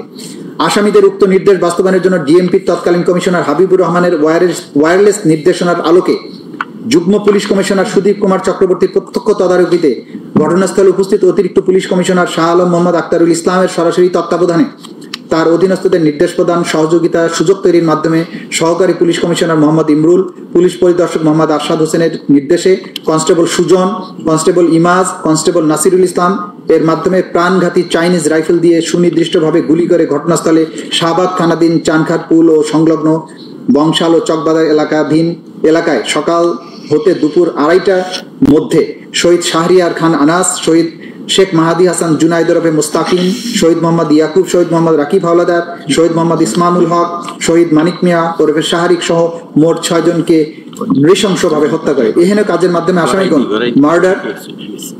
মার্ডার করার নির্দেশ, অর্ডার, প্ররোচনা, অ্যাবেটমেন্ট, উস্কানি, ইনসাইটমেন্ট, সহায়তা, ফ্যাসিলিটেশন, সম্পৃক্ততা, কমপ্লিসিটি, ষড়যন্ত্র, কনস্পিরেসির মাধ্যমে the international crimes tribunals act 1973 এর 328 GH 414243 ধারার মানবতা বিরোধী অপরাধ সংগঠন, যা একই আইনের 20-2 এবং 20-A ধারায় শাস্তিযোগ্য। সুনির্দিষ্ট অপরাধ 5, আসামি শেখ হাসিনার উস্কানিমূলক বক্তব্য এবং মারণাস্ত্র ব্যবহার করে আন্দোলনরত ছাত্র জনতাকে হত্যা নির্দেশনার প্রেক্ষিতে আসামি আসাদুজ্জামান খান কামাল এবং আসামি চৌধুরী আব্দুল আল মামুন সহ তৎকালীন সরকারের অন্যান্য ঊর্ধ্বতন কর্তৃপক্ষের প্ররোচনা, সহায়তা এবং সম্পৃক্ততায় তাদের অধীনস্থ এবং নিয়ন্ত্রণাধীন আইন শৃঙ্খলা বাহিনীর সদস্য, সশস্ত্র আওয়ামী সন্ত্রাসী কর্তৃক ব্যাপক মাত্রায় পদ্ধতিগতভাবে নিরীহ নিরস্ত্র ছাত্র জনতার উপর আক্রমণের অংশ হিসেবে 5ই আগস্ট 2024 ঢাকার আশুলিয়া থানার সামনে এবং আশেপাশে এলাকায় আন্দোলনরত নিরীহ নিরস্ত্র ছাত্র জনতার উপর তৎকালীন সরকারের আইন শৃঙ্খলা রক্ষাকারী বাহিনীর সদস্যদের কর্তৃক নিরীহ নিরস্ত্র 6 জন ছাত্র জনতাকে গুলি করে তাদের মধ্যে 5 জনের মৃতদেহ এবং 1 জনকে জীবিত এবং গুরুতর অবস্থায় আগুন দিয়ে পুড়িয়ে দেওয়ার অপরাধ, যা আসামিদের জ্ঞাতসারে সংঘটিত হয়েছে।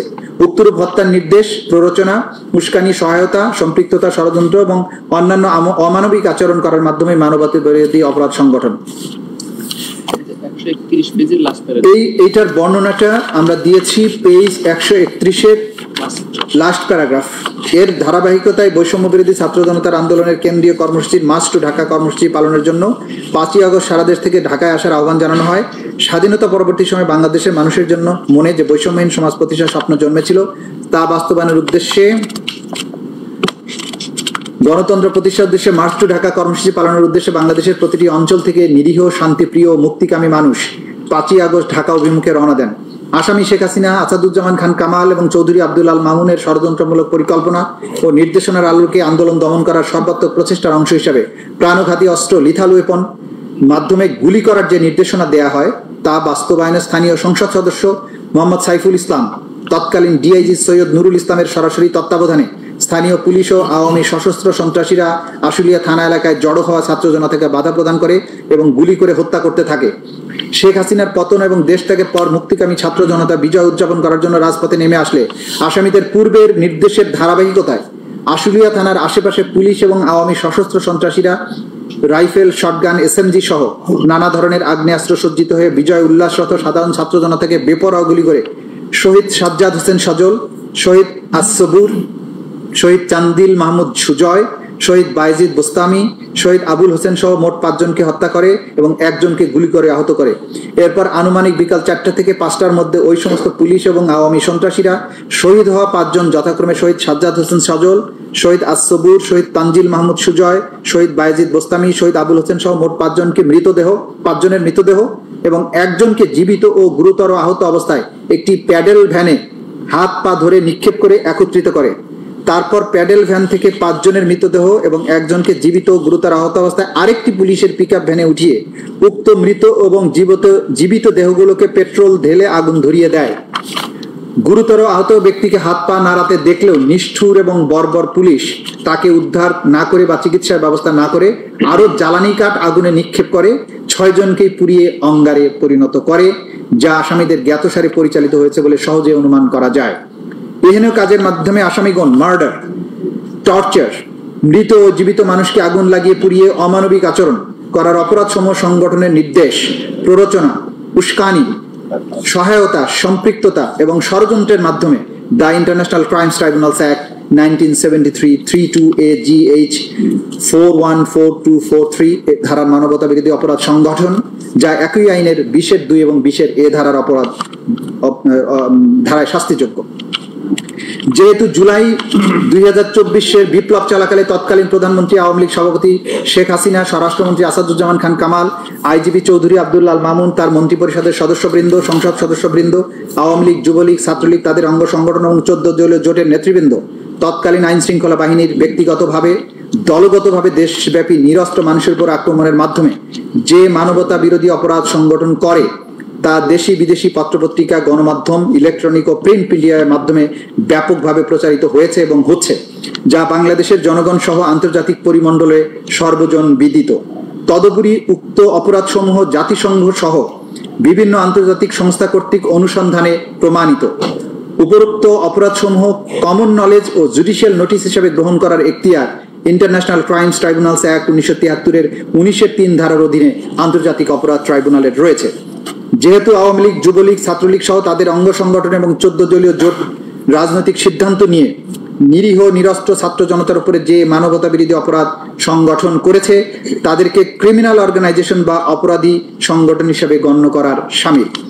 যেহেতু তদন্ত প্রতিবেদন, দালিলিক এবং মৌখিক সাক্ষ্য প্রমাণ পর্যালোচনায় আসামিদের বিরুদ্ধে জুলাই বিপ্লব চলাকালে 14 জুলাই থেকে শুরু হয়ে 5 আগস্ট 2024 খ্রিস্টাব্দ পর্যন্ত বাংলাদেশে সংগঠিত মানবতা বিরোধী অপরাধের অংশ, যা international crimes tribunals act 1973 32AGH 414243 ধারার অপরাধ প্রাথমিকভাবে প্রমাণিত হয়েছে, যা উক্ত আইনের 20(2) 20(a) ধারায় শাস্তিযোগ্য।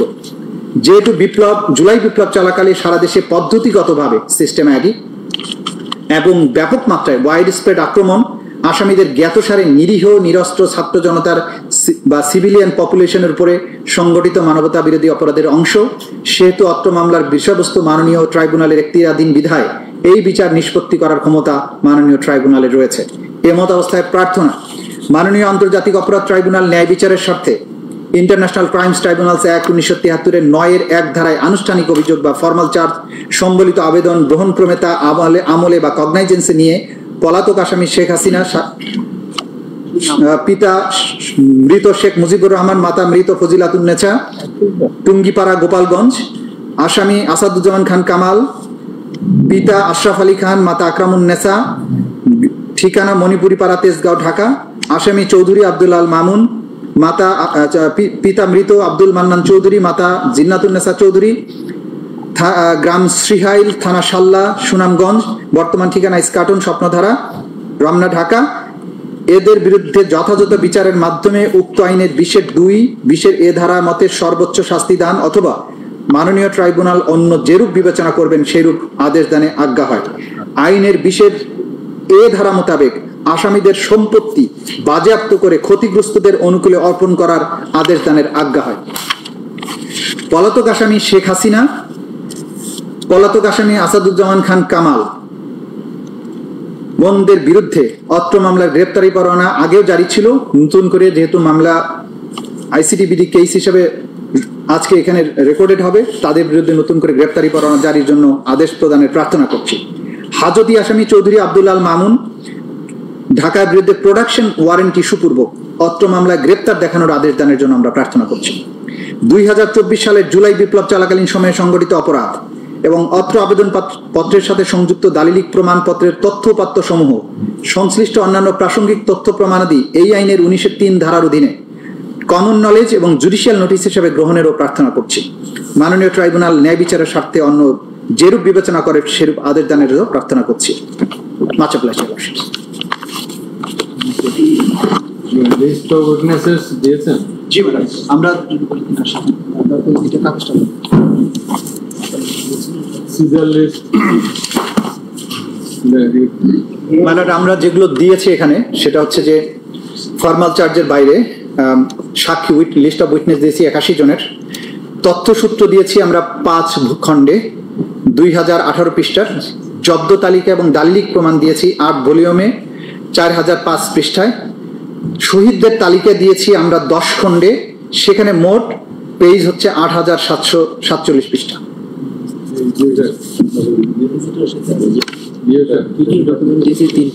সামারিটা এটা এটা মানে আমি লিখে টাইপ করে দিচ্ছি।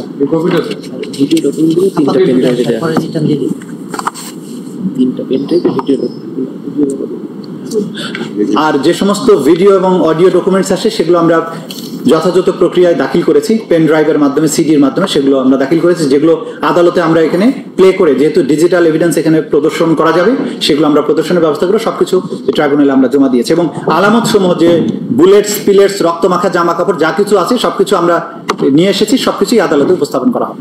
আপনি সাবমিট করেছেন report of investigation, yes ma'am, seizure list, seized materials আর seizure list and documentary evidence. material, documentary evidence.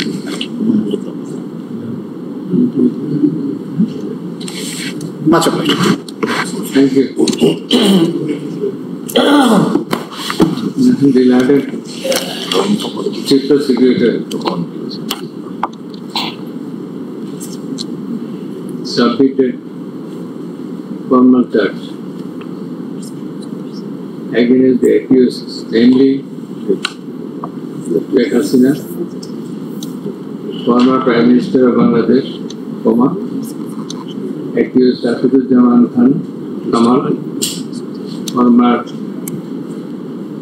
Home Advisor, Home Minister, and accused Abdullah Mamun, former Inspector General of Police.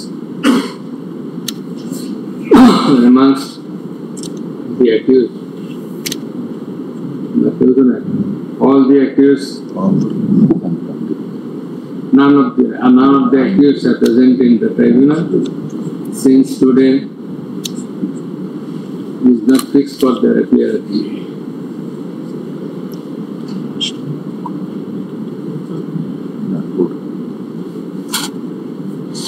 With the next paragraph of the formal charge, the learned Chief Prosecutor submitted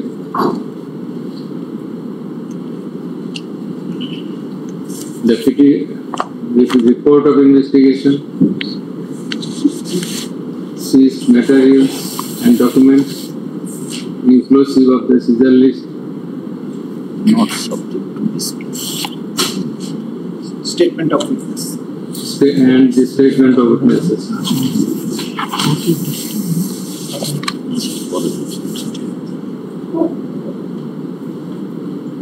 Next level in the petition, in the formal charge,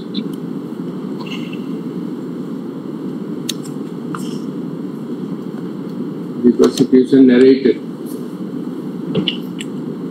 in details the historical backgrounds lying behind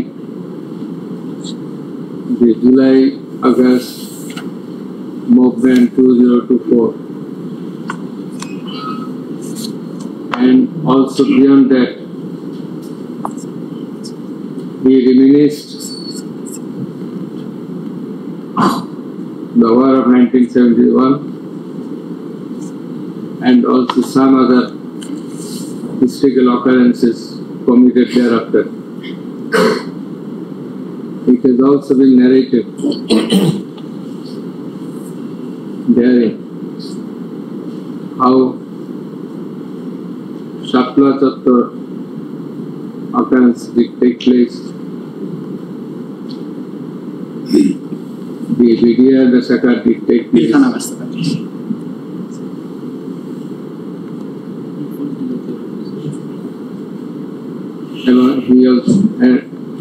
He also narrated other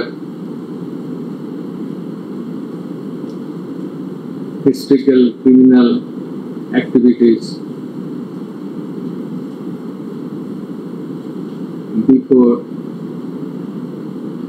and prior to the movement of July-August 2024. The learned chief prosecutor made a threadbare description of the backdrop of the acts complained of.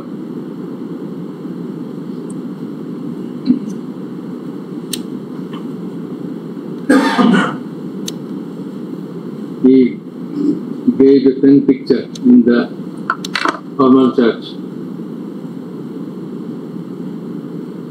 as to how the occurrences as a list did take place on different dates at different places under the superior commandment of the Supreme Authority of Bangladesh, that is the Prime Minister as well as the Home Minister and the Inspector General of Police.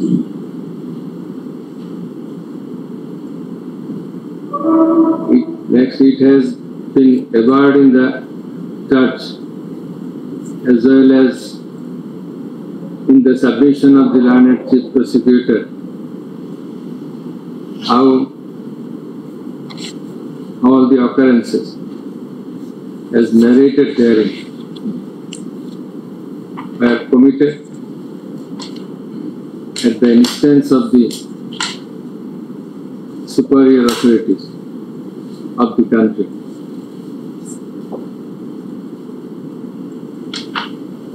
It has been asked by the learned chief prosecutor that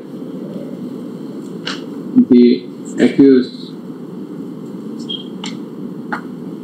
committed offences by participation by their superior commandment, instigation, incitement, abatement,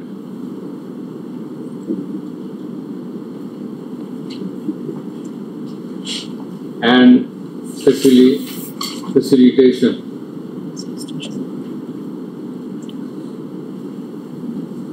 In the formal charge, he brought a number of 5 charges. 5 or 6? Five. Number 5 charges. Categorically narrating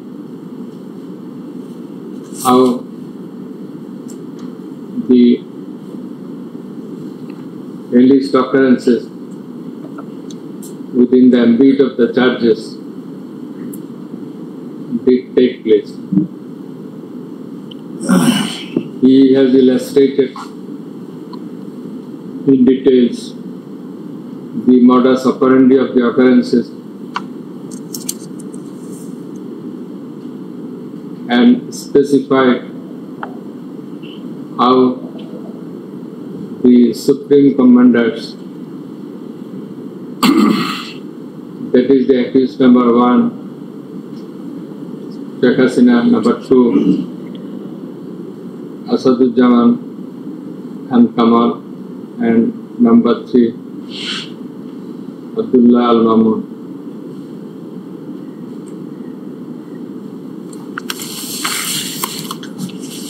Directed the forces, law enforcing agencies, and their party activists to heal the struggling people, particularly the students. It has also been emphatically asserted by the learned prosecutor that the accused, particularly accused number 1, directed to use lethal weapons and helicopter and also drone to kill the people in the movement, in consequence of which a good number of people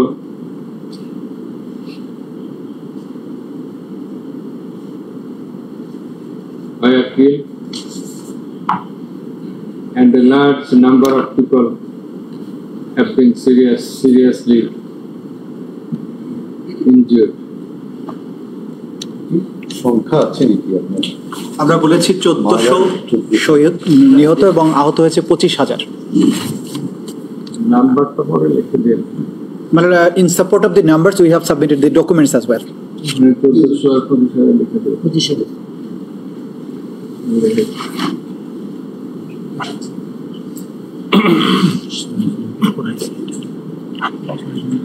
It has also been submitted by the land.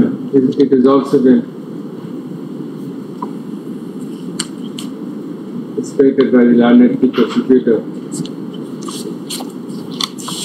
how the investigation of the alleged acts have been carried out, how the tough investigation, how this tough investigation of these alleged acts have been carried out by the investigation agency of the International Crimes Tribunal.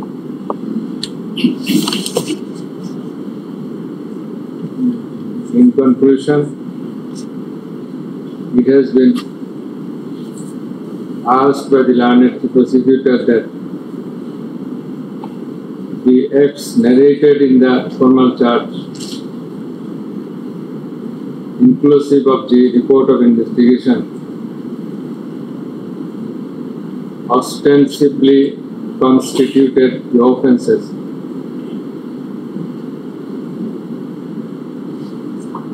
under section 32A,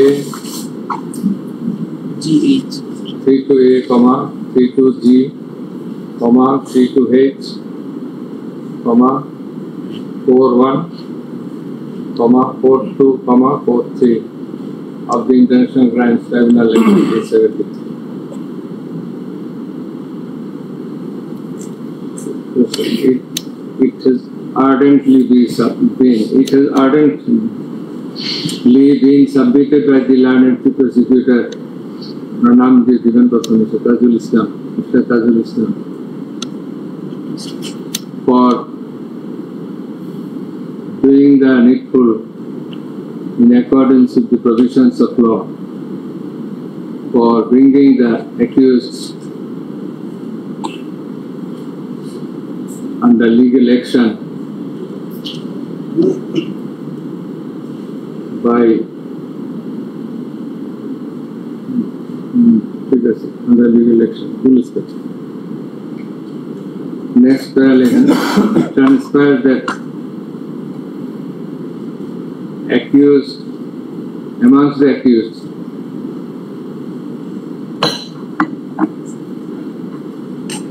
only one accused Mr. Abdullah Al Mamun has been arrested and is kept in custody. The remaining others, Sheikh Hasina and Asaduজ্জামান Al Faruq, Asaduজ্জামান Khan Kamal, are yet to be arrested.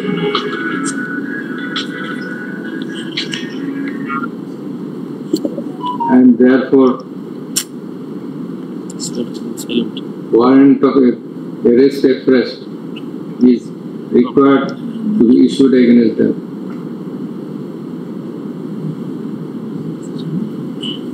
Next, on going through the charge, the report of investigation, and the other incidental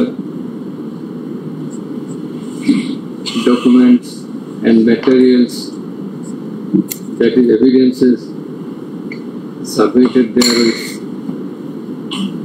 and also in consideration of the submissions of the learned chief prosecutor and other learned prosecutors, and also taking all the attending facts and circumstances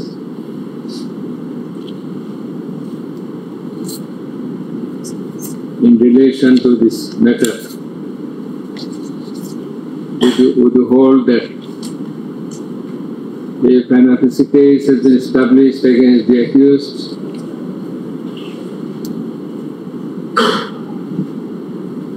so that they deserve to be proceeded against, whereupon we do hereby take cognizance of the offences under section 3 to A, comma, which sections were there? A, G, H, 41, 42, 43 of the International Crimes Tribunal Act 1973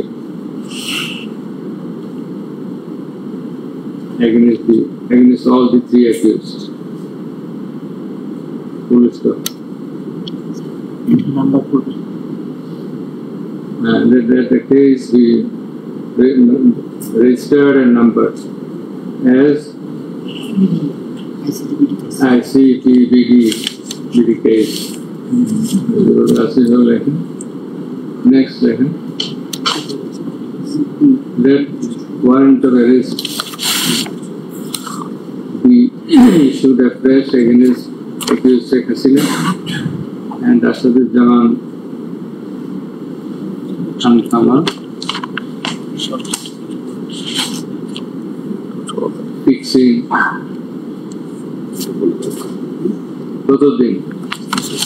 The regular date is fixed on 16th of June. That is after the Eid vacation. So 16th July. June, this month.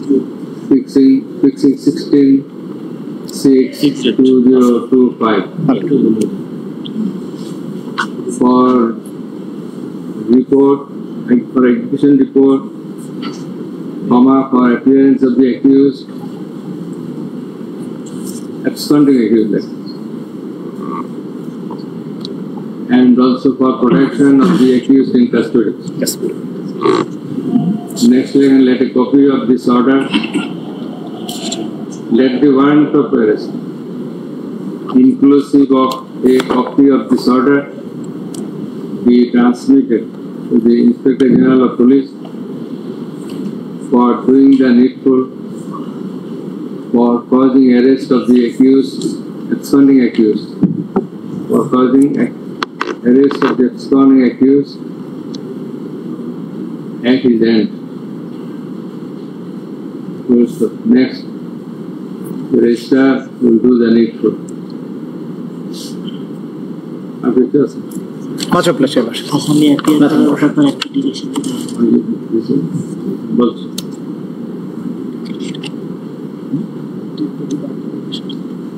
ওই নাম ঠিকানাগুলো দেখে মানে ওই অফেন্সের বর্ণনাটা যেখানে আসছে মানে ওইখানে ওই লাশ বার্নিং এর বিষয়টা বোধহয় একটু বাদ পড়ে গেছে, ওইটা একটু যাতে অ্যাড হয়ে যায়। কোন জায়গায় অফেন্সটা ক্যাটাগরিক্যালি কমিটেড এটা এডিট করার সময় Much obliged, Your Lordships. this is the main order. Much obliged, Your Lordships. Thank you very much. Much obliged, Your Lordships. My Lord, I am grateful to one of our learned member of this tribunal. He is very sick, I know. My Lord, তিনি তার কষ্ট, শারীরিক কষ্ট সত্ত্বেও উনি I am very much obliged to his lordship. Very much. Thank you very much. So there is of coming and attending. Much obliged. Thank you very much.